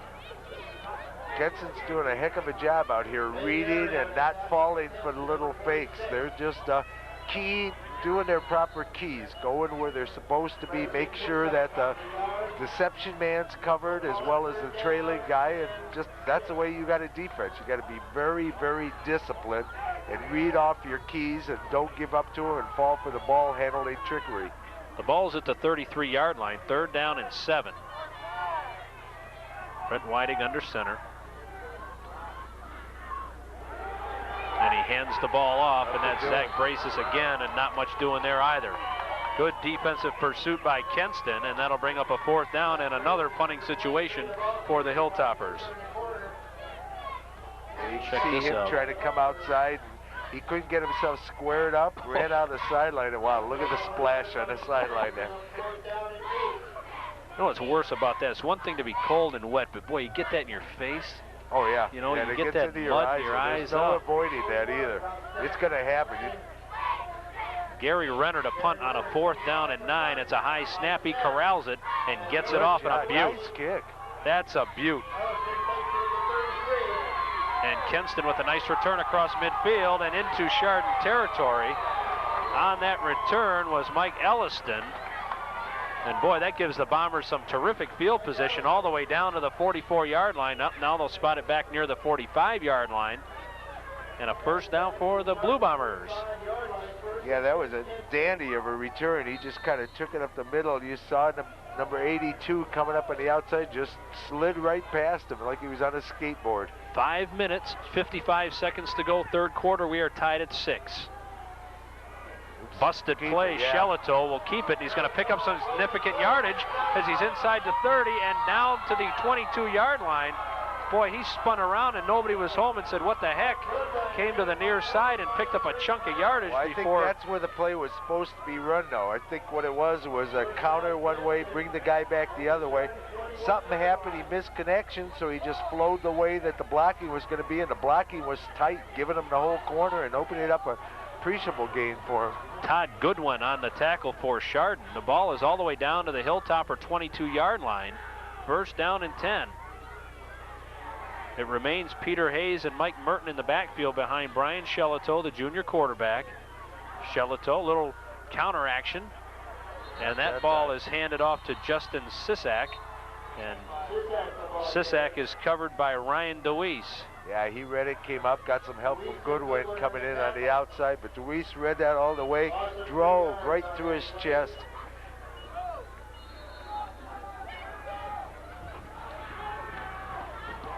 So 2nd down, a loss of about 3, so 2nd down and 13. We're down to 4 minutes and 55 seconds to go. That's what Chardon needed to kind of set their defense in gear. Shelito throws underneath, looking for Arnold, and it's in and out of his hands. On the coverage was Scott Mackar. I think Chuck Arnold was thinking about taking a couple steps down the field before he actually had that ball in his possession. Yeah, it could well be. It really wasn't that badly delivered a pass. It was a quick hitter to the outside there, and he delivered pretty well on target. But like you said, I think he was looking for 6 rather than looking for the reception. The wing, Justin Sisak, now will split wide to the far side, and again they bring Chuck Arnold to the near side. 3rd down and 13. Shelito's pass across the middle is incomplete. Ball squirted out of the hands of Merton, and on the coverage was Nick Goshi. Yeah, that was close. People on this side are yelling for pass interference, and well, looking at the replay there, he didn't seem to live. It looked like he was coming over his back. And the replay, no, I think it was just good defensive protection. Good call by the, or good non-call by the officials. How much you think Nick's cast weighs about now? Oh, it's got to weigh at least going to his number, 38 pounds. Feel like my having guess. Doggone bowling ball on the end of your hand. Look at that thing. I'll tell you, that does soak up the moisture because it's got that protective padding on it and all. 4th and 13. Brian Shelito to throw. Sets, throws, looking downfield for Merton, and the ball is incomplete. Scott Makar came over and knocked that ball away. Goshi was on the coverage, but it was Makar who made the play. They had excellent coverage on it. Like you said, Goshi was going step for step. Makar came from his safety position just to help out there, and together they just made a good-looking pass into a non-play. Good coverage on Chardon on that one. So a 1st down and 10 now for the Hilltoppers. The ball is at the 24-yard line, and they get the football back, and they thwart a Kenston drive. Yeah, they were starting to move it. That was a good dig in, and it all began with that first play that lost 3 yards for him. Brett Weidig doesn't like what he sees, and he will take time out, and that will give us an opportunity to remind you that we've thanked a lot of folks throughout the course of this evening for bringing this ball game, but of course none of this could be possible without you, the cable subscriber. GTV will endeavor to provide you with as much local programming as our funds permit. Geauga Local Access Cable is a nonprofit and appreciates any funding assistance and any comments that you might have. Here's our address. It's GTV, Post Office Box 336, Chardon, Ohio 44024. That's GTV, Post Office Box 336, Chardon, Ohio 44024. Or if you're on the internet, you can email us at jvks32a@prodigy.com or 72570.3657@CompuServe.com. Be nice to hear from you. Drop John and I a line. Tell us what you think, because we'd love to hear from you, and let everybody know if you appreciate these ball games you get to see. Back to live action now. And it was Renner who went over the right side, and he comes across the 25 to near the 26-yard line. Yeah, again, he opens up with a long yard, I guess is what you could call it. On a night like tonight, every yard is a long yard. Boy, I tell you, this is miserable. I'm not sure if it's raining. No, yes it is. That's right. I'm seeing a little puddle out there, and it's still coming down. It's a big puddle. 2nd down and 9. Give Gary a gain of a yard on the last play. We got some movement up front, and flags fly. Whistle it too. There, that takes that first 1-yard gain and turns it into a 6-yard gain. That was just a hard count by Brett Weidig, and I believe that he was able to pull the defensive line off. That makes it nice, though. It's in a... Oh, yeah, it is. Okay. They signaled illegal procedure against Kenston. That's how they called the last encroachment. Yeah, they referred to it as an illegal procedure. But the last time Kenston jumped, too, they again did the twirling hand motion for procedure. So that'll move the ball all the way up to the 30-yard line. 2nd down and 4 now. Yeah, this is more the situation Chardon wants to be into. Having that second, a fairly short. That opens up their options and almost is like, in essence, having a free down. 3:47 to go here in the 3rd quarter. We're tied at 6. Brett Weidig under center. Runs the counter, and here comes Zach Brace. He's got a hole across the 40. Breaks a tackle, he's up to midfield, and the race is on.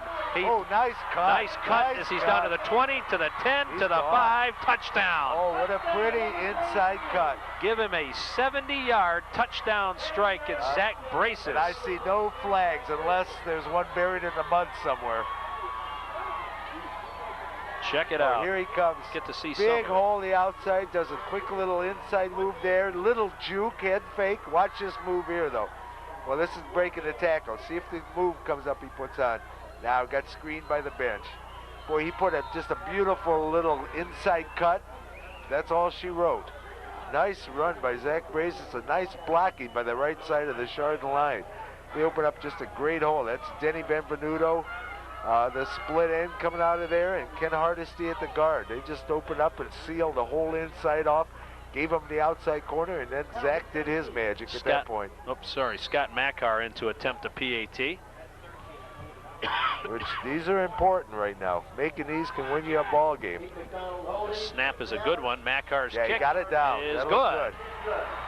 So they came together good. 3-minute and 17-second mark here in the third quarter, Chardon has jumped out to a 13-6 lead. That was a nice spot by Pete McDonald came in there. Normally Montgomery's been his holder. They brought in I'm getting all messed up with these. Hams are killing me here. McDonald, who's the backup quarterback, came in. Sure hands, obviously expect that from a quarterback. He got a good space. The snap was on, but it's still, like I said, it's a sequence of things you got to have, and it's rough to do on a bad night. Tonight they did it absolutely beautifully. Yep. That 1 point can prove very, very important because extra points are the premium in the muddy conditions. Boy, it's got to be disappointing for this Kenston ball club tonight, John, because defensively, all in all, they've played a terrific, hard-hitting ball game, but two large plays from scrimmage have cost them the lead right now, and then we'll have to see how the rest of the ball game bears out. But you know, it's easy to say, boy, for 95% of the game we played excellent defense, but when the two big plays of the ball game are big scoring strikes, that is hard to swallow. Yeah, I'll tell you, both these teams have played a good ball game tonight. They really, you have not seen the mistakes, you have not seen the penalties or nothing like that. They just played good, solid, fundamental football. You know, you're not going to have the fanciness you can have in other games because of the field conditions.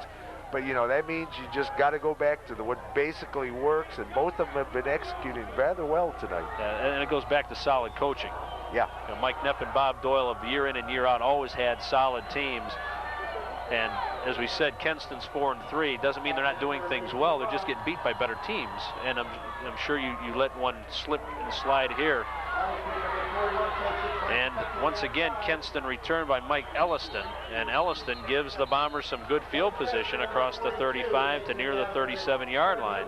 Well, he's a hard runner. Sure is. He brings that ball down the field and shows power because he's really not that big or nothing, but he's got a lot of strength in those legs. Kenston from their own 38-yard line. Okay, now is the time for Kenston to answer right back. Again, it's a challenge to the Chardon defense. They got to dig in and now see if they've got it. Momentum has swung a little bit over to their side. They got to keep it right now. The ball's at the 37-yard line. It's a first down and 10. Gelito to throw. Looks downfield, has a man and is picked off. Scott Makar picks it off at the 42-yard line. Chuck Arnold was open and Makar slid in front of him. Arnold couldn't put the brakes on enough to come back to the football. Makar was headed in that direction. I'll tell you, Makar actually put on a little burst at the end to close in on that ball, make the interception. And it was a nice catch, too. Sure was. Ball was a little bit underthrown, but really wasn't that badly thrown a ball. It was just good defense on Makar's part. So Chuck Arnold has been kept under wraps tonight by this Chardon defense. Not a badly thrown football, but Chuck just couldn't come back to it with the footing, and Makar had a nice line on it and picked it out of the air. First down and 10 for the Hilltoppers. The ball's at the 45, and they fumble the snap. And Chardon recovers. Not sure who came up off the bottom of the deck. One of the linemen, I think. I tell you, I have spent more time tonight looking at our monitor than I do in a season, usually. Well, you can see there was a snap on the exchange there. Good pictures again, guys. Can't really see who got it, but yeah, you were right in on the heart of the action. Tell you what, we got hats off to the camera people too, because we got it easy. We're standing up here. Oh, it's we're a little sheltered. It's a little brisk, but it's nice nonetheless. We're dry. These guys are out there getting rained upon and still bringing you these shots. Beautiful thing is we miss something and we can go off of their expertise to cover for us, and we can see it on the replay.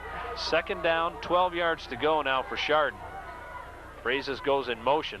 It's Renner, and Renner bursts across the midfield stripe and into Kenston territory, and they're not wrapping him up, and there he goes down the sideline, and he is out of bounds near the 10-yard line. Gary Renner with another huge run from center, and Chardon in the process of opening up a bigger lead. I'll tell you one thing Renner did on that one, he had the lane open, got into the linebacker territory, then made a quick cut to the left, took it to the outside. That's what turned like a 7-8 yard gain into a 35-40 yard gain. Boy, all those big plays in that quick strike offense of Chardon. Keeping it on the ground, really not even mixing in the pass to keep people honest. They're just putting their heads down and just knocking heads at the line of scrimmage. They got that talent in the backfield, and they got that super line in front of them. All you need is keep pounding until you finally get that hole, and then the backs will take it from there. First down and 10. They go Renner over the left side into the end zone. Touchdown. Speaking about a big opening hole, did you see the size of that one for Renner to climb through? That's an 11-yard touchdown run. Watch it again. Watch the hole open up. You can see that no one's touched him yet. No one yet. Right there is the first time he's touched. He does a little inside move and just jukes the guy into the end zone. Nice blocking up front there. Wow, not even 2 minutes after the last, just about a minute and a half actually. A minute 43 to go.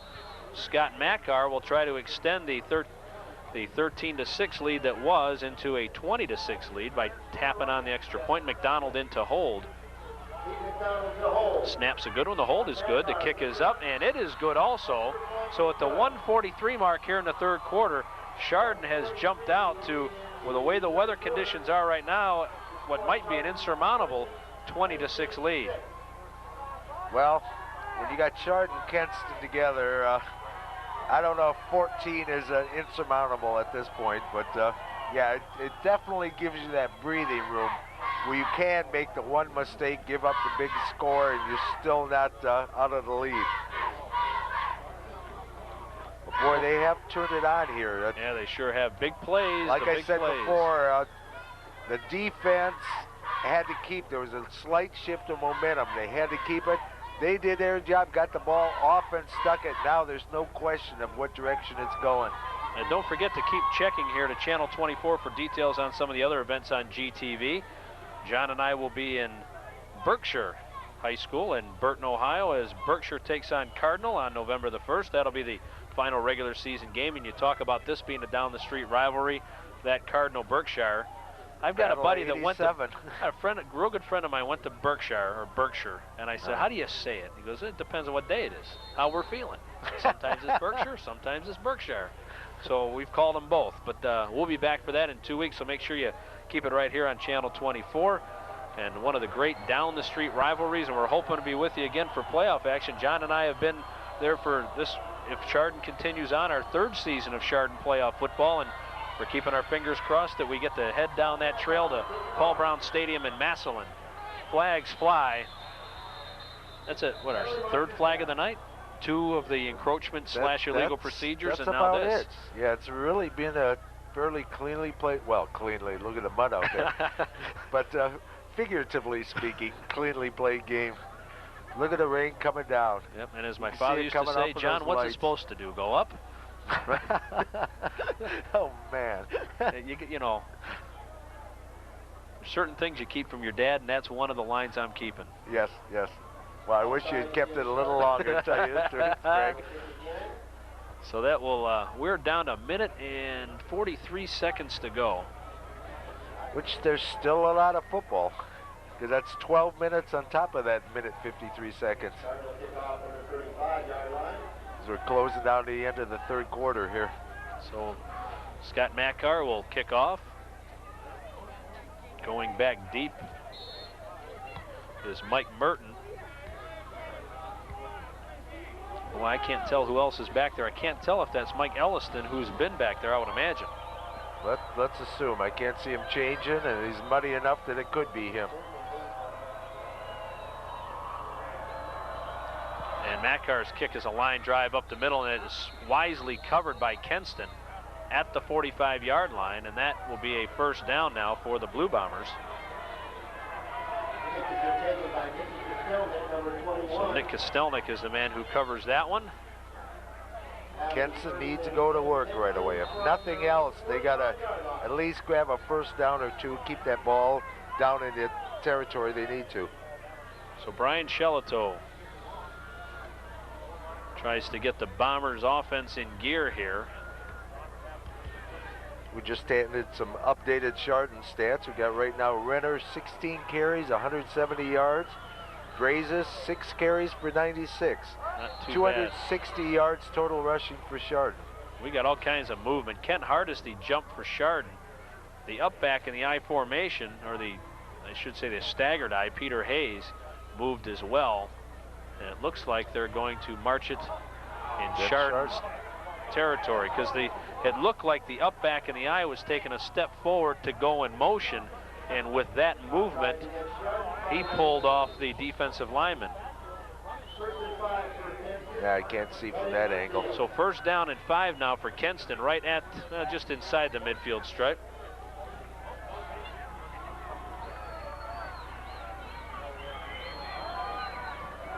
Yeah, this is that free play territory we were talking about that Chardon had a little bit earlier here. It just opens up your options in so many ways.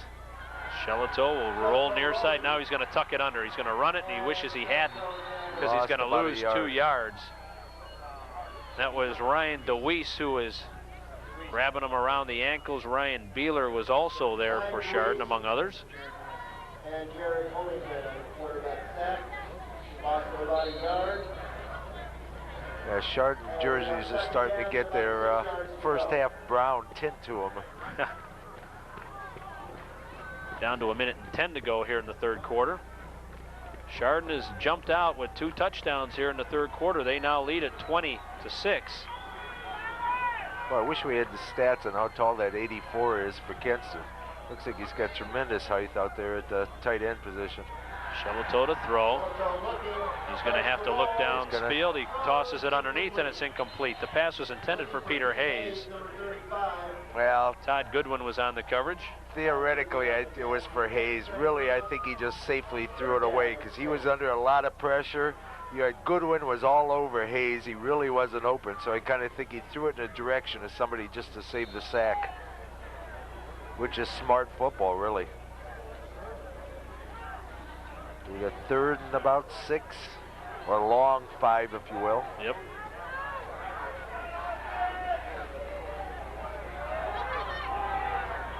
So 3rd down and 6. They look to throw again. They fire across the middle, and it's almost picked off. In and out of the hands of Todd Goodwin. Yeah, there was the receiver was covered. Goodwin was kind of playing a zone area there. Saw the pass coming, crossed over, almost had the pick. Yeah, there really wasn't any place to go. That's good secondary coverage by Chardon on that one.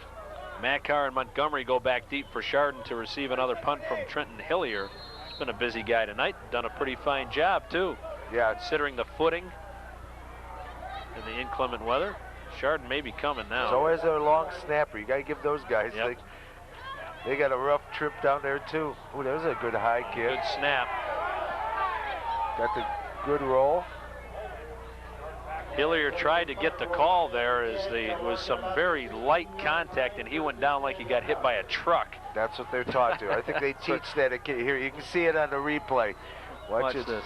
See if he really gets hit here. He comes in and a little bump, and you might have been able to give him that. The thing is, you almost got to see in front of that to see, because if there's somebody blocking him into it, it's not called. Yeah, you know, Jason. if he's pushed in off a block, they won't call it. And really, on the replay, we couldn't see how he got in there. Jason Adams. There was some contact, but again, that could be he was blocked into the kicker. So they'll spot the football. It looks to be 17-yard line.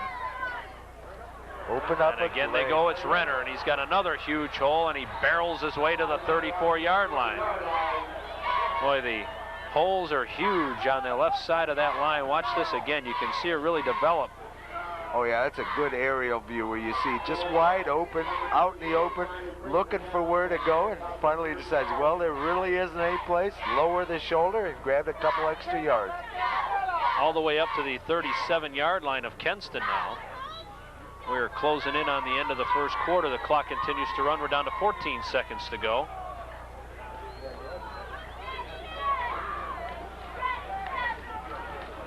They'll be able to get one more playoff as we're down to 4.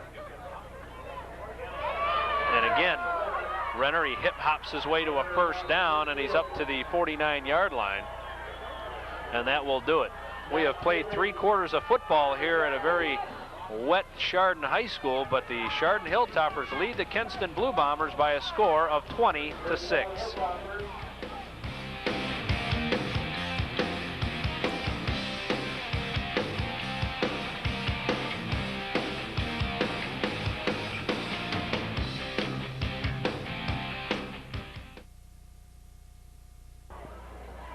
We are ready to start quarter number 4. The Kenston Bomber cheerleaders still cheering away down there, and they have put up with a tough, inclement night as well, but they are no worse for the wear spirit-wise as their team trails the Chardon Hilltoppers by a score of 20-6. I'm Craig Dees, joined by John Walsh. Glad you could join us for high school football action.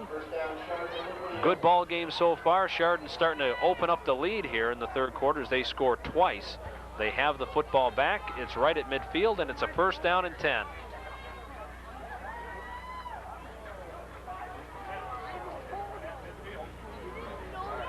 Weidig keeps the football, and he is down the far sideline to the 20, to the 10, touchdown.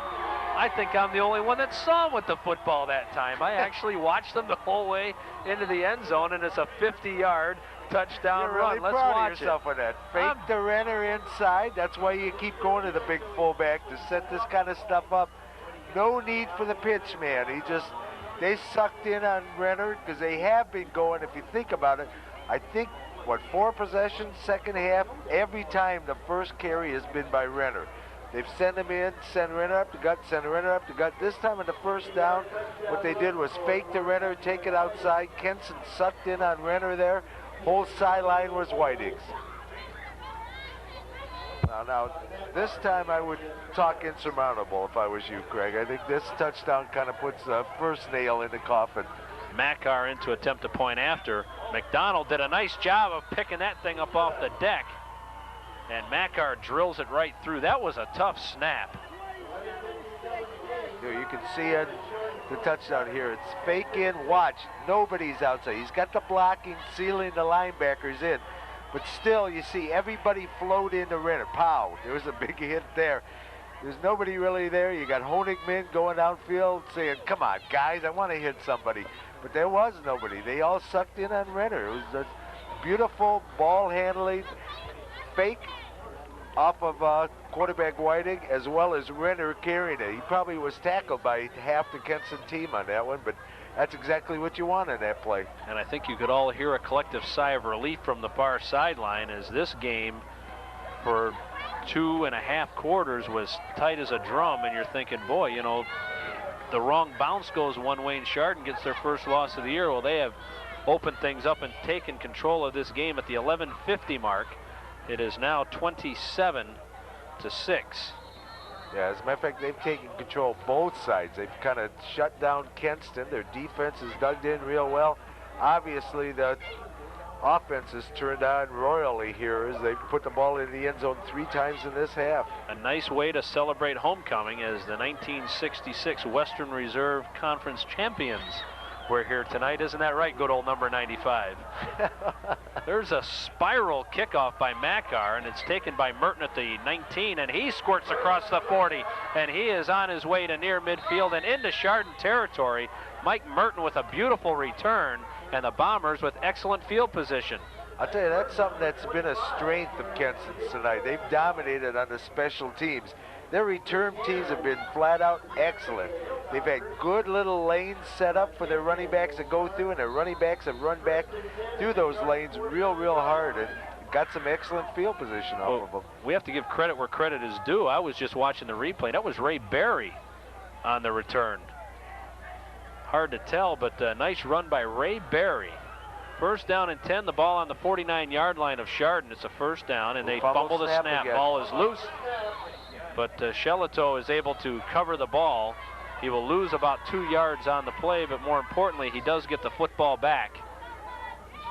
Yeah, it's sitting there. Well, I think it's a lot of feet in the way there where you can't get to the ball. I think the quarterback was looking to dive in on that one, and he would have got his hands smashed if he had tried to get in there. We have had some excellent shots tonight of the, look at how exchange tight between the center well, that one and you the could quarterback. see was not the center's fault. It was in the quarterback. It was firmly in the quarterback's hands. He just dropped it.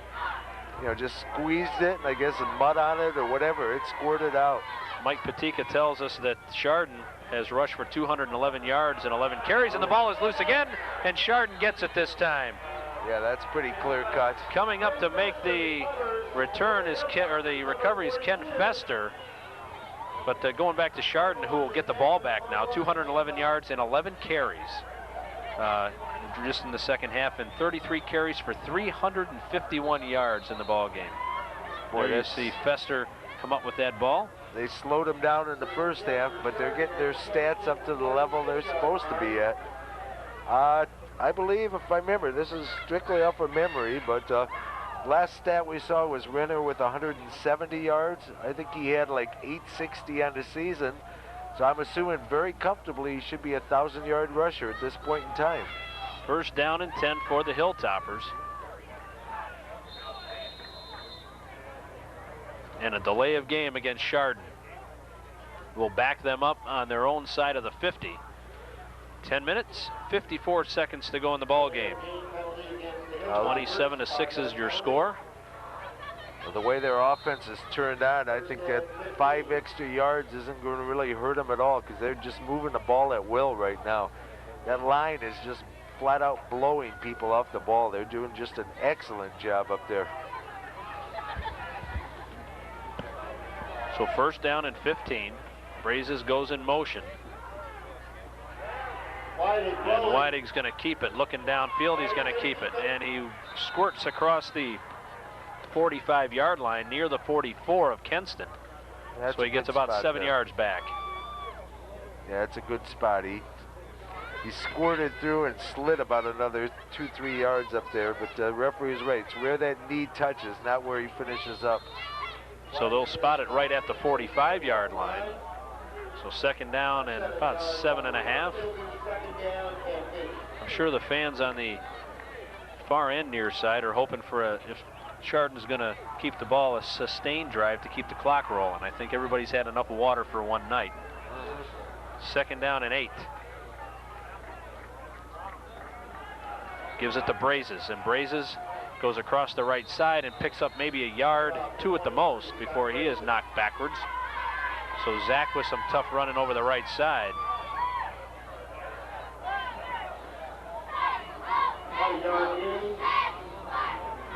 Third down, 7.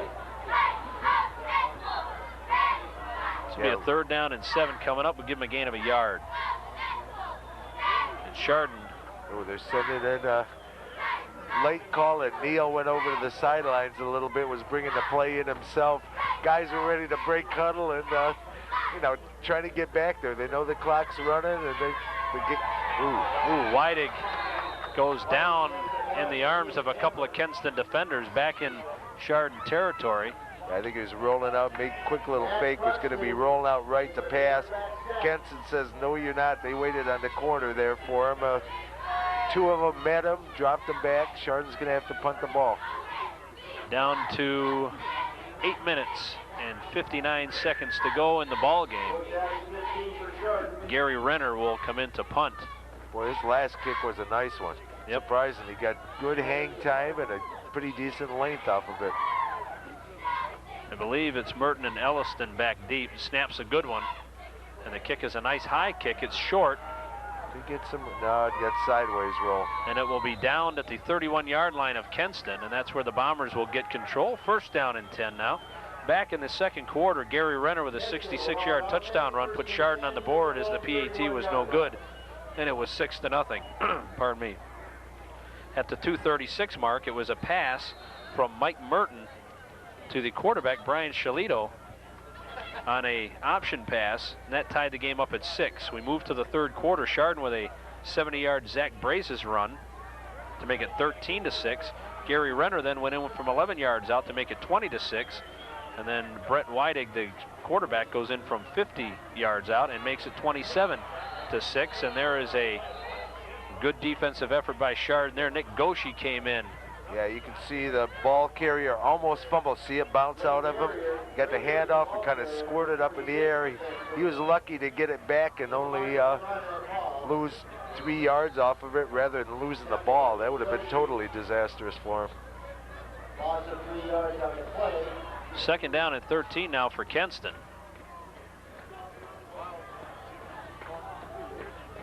Trying to see who's in the backfield. Can you give me a shot of the backfield, guys, when we get a chance here? I don't know if it's going to help for the next play. That late blue blends into the brown very well. And here they come, and that is into the game, Ray Berry. Berry's dropped down by Goodwin. And they'll spot it just outside the 35 at the 36-yard line. That'll bring up a 3rd down and 6.5 or so. We're down to 7.5 minutes to go in the ball game. And we still have a light rain falling, not the way it has been so far. We're getting a little relief here. Yeah, I'm looking. They got on the sideline. Kenston has their Franz, their backup quarterback, warming up. I don't know if he's more their passing quarterback and they're going to go to him or what the story is, but there is a quarterback loosening up on the sideline currently. Shelito's pass was intended for Josh Timmons, and that falls incomplete, and a 4th down coming up for the Bombers. Clock is stopped at the 7:08 mark. Montgomery and Makar go back, and they stand at their 35-yard line to receive the punt of Trenton Hillier, who's had a little more work than I'm sure he would have liked tonight. Much more than he would have liked. I tell you, that defense of Chardon has stiffened up considerably. Trenton gets it off, and it's a nice line drive kick. Makar takes it at the 35, and he's going backwards. He does get back to where he started. Now he's got some room on the far side. He's across midfield and into Bomber territory, and he goes out of bounds as a flag flies at the 35, maybe the 34-yard line. I tell you, the kicker was pleading to get a flag. Again, he got slightly touched by one of the Chardon defenders, and he was pleading his case, but referee wasn't hearing any of it. And really, he should have been playing safety on this kick. If Makar had got by one more, ooh, what a block. Did you see that one? Just destroyed somebody. I didn't catch the first digit. The last one was a 2 on that, but oh, just a leveling block out there. That's got to be a cruncher on a see night if we like can pick it up. There it is. Who? 47? Is that it? Is that how you read that number? I don't know if that was Scott Yeager or not. Scott Yeager. Here it comes again. 47, I believe, Scott Yeager. 1st down and 10 now for Chardon.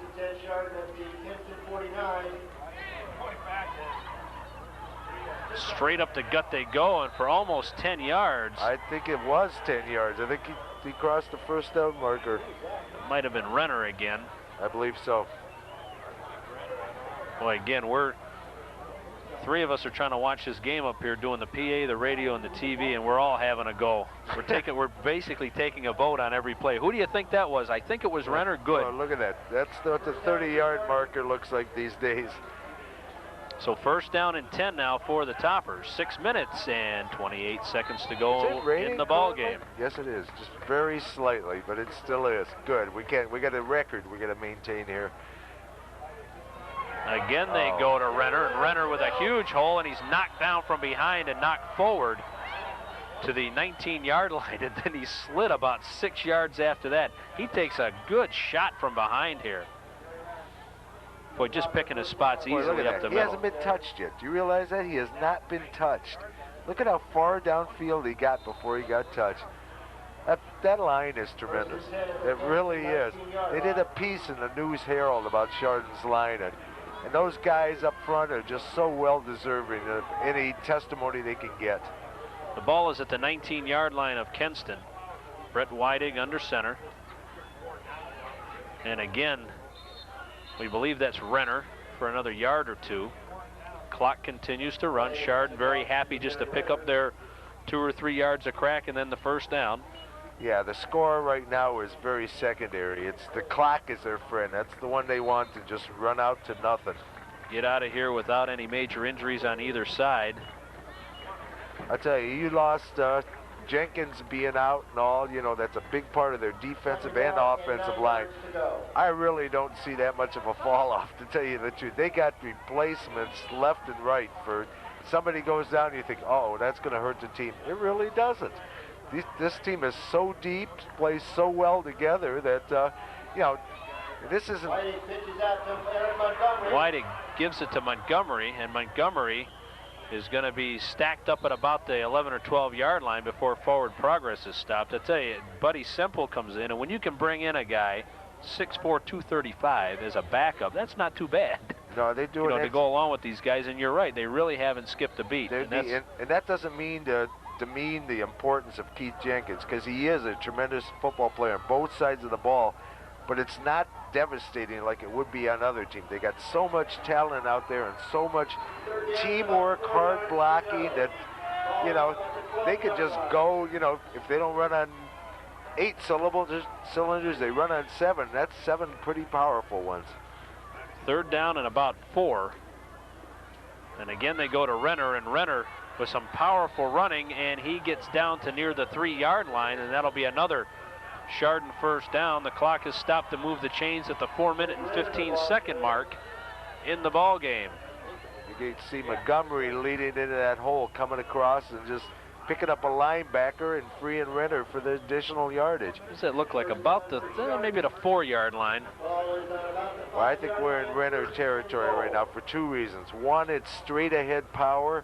Another, he's one of the point leaders in the area for scoring, and you know, that's always a consideration. You like to see your guys at the top of the list for, well. Renner again, and he's into the end zone for a touchdown. So Gary Renner goes into the end zone for the 3rd time tonight, this time from 5 yards out as the skies let loose again with another cloud burst coming through. I'll tell you, that's another 6 points for that offensive line too. Yep.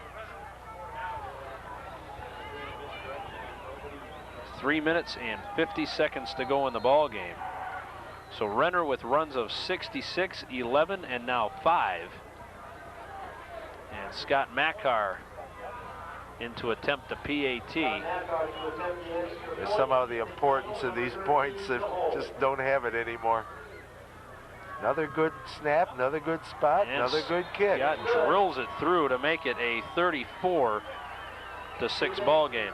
So much for my theory of it's tough to kick on muddy days. They're doing an excellent job. Look at that. Just open up, an arm reaches out, which is something that's not going to bring down Renner. Again, they open up for the quick little slant to the outside off the tackle hole. He just lowers his shoulders, takes it right in. Another 6 for Renner. That's, again, I'm going off of memory. This is always dangerous, but I think that puts them up to 96 points in the season, which I would call knocking rather hard on a 100-point scoring season. Boy. With 1,000 yards rush under your belt. Not bad statistics, considering we're in our 8th game of the season right now. And not bad statistically for a guy coming back next year either. Yeah, that's true. Boy, there's going to be some nasty looking inside of washing machines tonight, don't you think? The sad thing is, too, these guys you're looking at right now are cold because they're on the bad side of the scoreboard. If you look on the Chardon side, they don't feel the cold as much. It's funny how the attitude can help you feel a little better under miserable conditions. That's for sure. Chardon arguably the best Division II team in the state of Ohio. They lead their region in computer points. They're right up there in the coaches poll. And Kenston gave them all they wanted for a half, but they just took over really about halfway through the 3rd quarter. Chardon just took this ball game over and have never looked back. Yeah, it hasn't been the same team that was out the first half, I'll tell you. And I'm sure Kenston would have to agree with that statement as well. This isn't the same team they played in the first half. They came out with smoke in their eyes and all those other good little terms, but they played a tremendous second half here. Tim Parbitta with the return for Kenston. Number 23, Tim Parbitta, the return for Kenston. Bombers 1st and 10 from their own 36. Yeah, we're getting some new players starting to show up on the field for Chardon. You see out here at the corner, Keith McLeod is out there at the cornerback. We'll see who else we can pick up that's just entered the game here. 1st down and 10. The ball is at the 37-yard line. New quarterback for Kenston, and that's Peter Franz. Well, remember McLeod? Take a look at the front of his jersey right now. Yep. He's lost that clean little luster as he dives, comes in to help out on the tackle, dives face first. You'll see him coming in at the end here. Diving right into, there he is. There's the clean jerseys, no more. Ray Berry was on the carry for Kenston, and Ray lost about 3.5 or 4 yards. So 2nd down, and well, they move it again. 2nd down and 14. I should quit. It's a good thing I have headsets on, because if I stick my head out the window to see the scoreboard, my ears would fill up with water. It's coming down so hard out there. 2 minutes and 57 seconds to go in the game. Franz is now the quarterback, and he bobbles a snap, but he picks it up and falls forward for maybe a yard. A tough yard, a muddy yard, coming up off the bottom of the deck for Chardon. I think that was... Again, that was up in his hand. You can see on the replay with the cameras buried right in the middle of it. The snap got up, and the quarterback's just having trouble controlling the ball. And that was Marty Miller in the game. He's got one of those Goshi-looking casts on. See, you got me. You told me to look for the cast. You told me. Now there's two guys. So Marty Miller got a similar cast. Well, maybe he looked, saw what Goshi was doing with it, and had him wrap one on. Give me one of those. Yeah, it seems to be a worker. 3rd and 12. Another fumbled snap, and this time Chardon comes up with it. Yeah, they do. This one's going to lay around for a while on the deck as well. It's almost like time standing still. Here comes the snap. Again, I think it reached. I don't even. Oh, there's the ball. Well, the hard part they drove them off. The defensive linemen were just driving in. They took the whole Kenston backfield with them, and one of the secondary people or linebackers came up from behind and grabbed it. The quarterback knows the ball's on the ground, but he's got a couple 200-pounders pushing him backwards, and he can't get to it. First down and 10 McDonald in at quarterback. Chardon. Pete McDonald's in at quarterback. Let's see. McDonald will come into the ball game. We saw him a few weeks ago, and there's another fumbled snap, and the ball is loose, and Chardon comes up with it. Well, they had it, and they lost it. He did have it at first. Fester had it, but I'm not sure if he lost it. What are they signaling? Wow. Kenston ball. Yep, Kenston got it. Fester had it. You're exactly right, and it squirted out of there again. Watch this. You're thinking he's got it? Maybe he doesn't. There's the guy there. I don't know how it slid out of there, to tell you the truth. That looked like he wrapped like you're supposed to around it, curled the body around it, and I don't know how it snuck out the back door there, but somehow it did. Fumble recovered by the muddy guy. How's that? We're really narrowing it down for you here. There is 1 minute and 54 seconds of this to go. Peter France remains the quarterback. He waves Josh Timmons back into the game, and Kenston's going to have to take a timeout. I tell you, I'd like to know who 82 is out there. He's got Jenkins' jersey on, Jenkins on the name. You look at the program, it's Jenkins, but I don't know. There's number 82s on the field. We can't identify who it is, though. Okay, here you see that fumble coming up here. They're hunting around for it, squirting around, kicked. Now you see Fester. See how, I guess he overstepped on it. He actually went over the ball and crossed it a little bit too much. I don't think he really ever had it. That snap went about 5 feet up in the air when it came out. I don't know if they just totally missed the hands of the quarterback, and that thing came squirting out of there like a pea between your thumb and your forefinger, and you squeeze it. First down and 10 now for Kenston. Another fumble. This is getting ugly, and now Chardon's going to get it back. And at this rate, we'll be here till midnight. And that's Goshi or that guy from Kenston with the cast, because it's whoever recovered it. Which way they waved. It was a guy with a cast recovered it. I believe it was Goshi. I think that's 2 in a row for Goshi, isn't it? Didn't he recover the last? I don't know if he's in the ball game. It might have been that other young fella that I mentioned just a minute ago. I believe it was Marty Miller. What's the number? He's 30. Oh, I thought I saw an 8 on that, though. First down and 10 now, McDonald. Oh, man, another one. I think it might be Kenston. Now let's hope that somebody can hang on to the football enough to let the clock run down. Good picture on that one. Good picture. Watch this shot they show here. They honed right in. You can. Oh, wow. The ball's like a levitating. Did you see that thing? It had like a mind of its own. It's incredible. Well, the good news is we're down to 1:04 because this thing has gotten ugly fast at the end. Just a miserable night for football. The center just moves quicker than the quarterback expected it, I think, because McDonald didn't really even hit his hands. Yeah, he didn't look like his hands were set underneath him. Okay, second down and 10 now. McDonald hasn't a snap yet, is he? There he is. I think that's his first snap. And the handoff is to Alex Stevenson. And Stevenson with some yardage down to the 35-yard line. Whoa, What's that, the first legitimate offensive play in about 10 minutes? It sure is. It was just a trading of fumble snaps there. And at this rate, we'll see one more legitimate play because we are down to 21 seconds, and you see them sprinting to the line because these are the backups, and they want to get one more play get a play out there.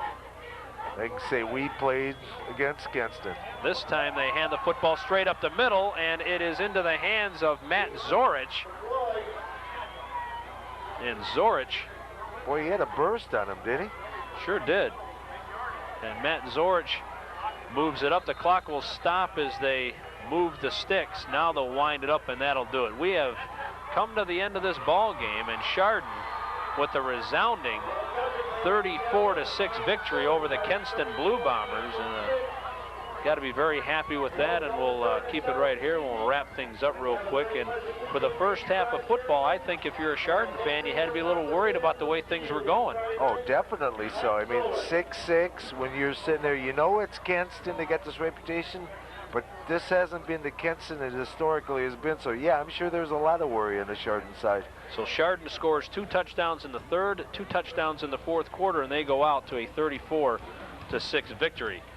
Chardon takes on a tough Solon team next week, and that'll be really the final test of the year for them because they shouldn't have much trouble with Orange a couple weeks down the road. No, that's very true, and theoretically you're going to have 2 8-0 teams, 2 division playoff candidates, strong division playoff candidates, button heads. That should be a heck of a ball game next week. Yeah, it really should be. Well, that's going to do it from here. We hope you've enjoyed tonight's presentation of high school football on Geauga Local Access Cable Corporation in conjunction with GTV, bringing you High School Football 96. We hope you've enjoyed it. For my partner, John Walsh, I'm Craig D. saying so long from Chardon.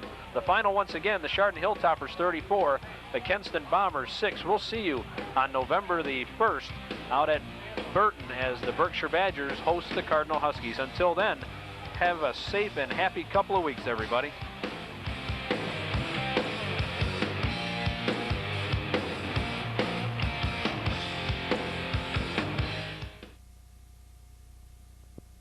One, it is homecoming, and when you have homecoming, that means people come home, and there was all kinds of people coming home tonight. As a matter of fact, we were down on the field earlier as the 1966 Western Reserve Conference champions came home to Chardon. Let's go to that presentation right now. Everyone is invited, so when you dry off, come on down to the VLP for a taste of real 1966 football. Without further ado, it gives me a great pleasure to introduce my classmates, teammates, coaches, and staff of the 1966 Western Reserve League Championship Chardon Hilltoppers. Here's tonight's starting lineup, and yes, Coach, we are all starting tonight. Stanley!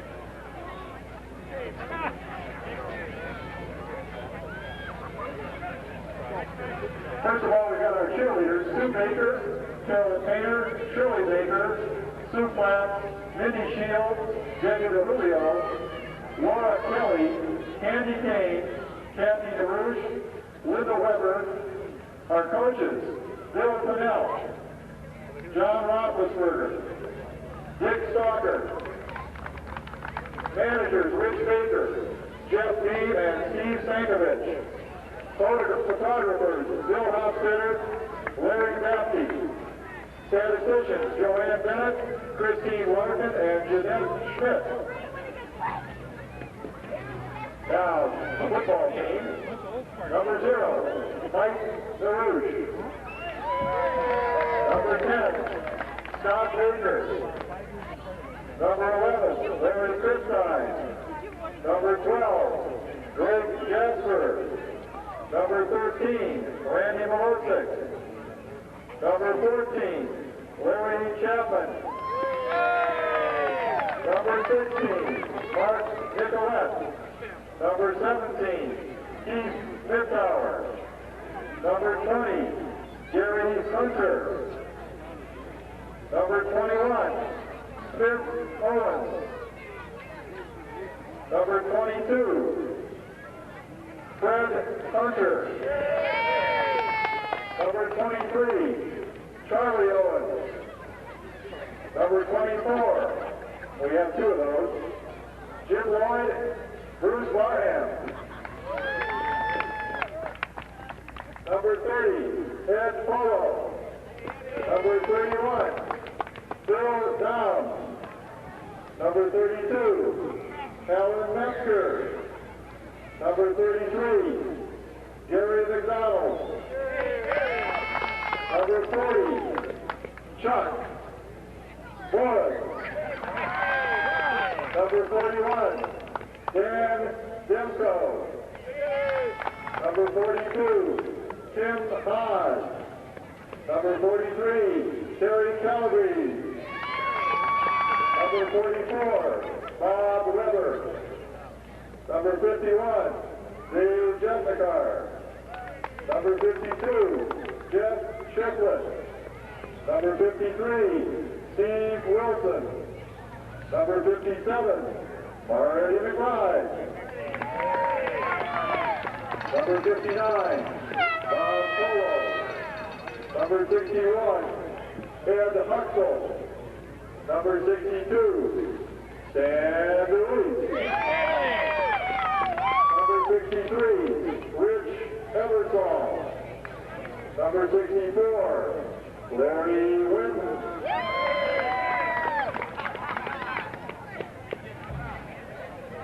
Number 65, Bill Ralph.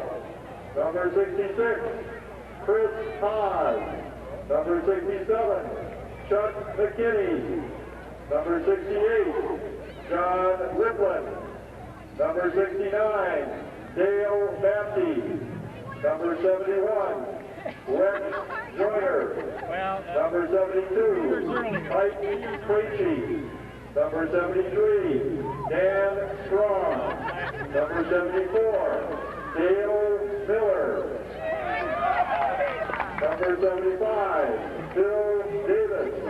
Number 76, Mark Patty.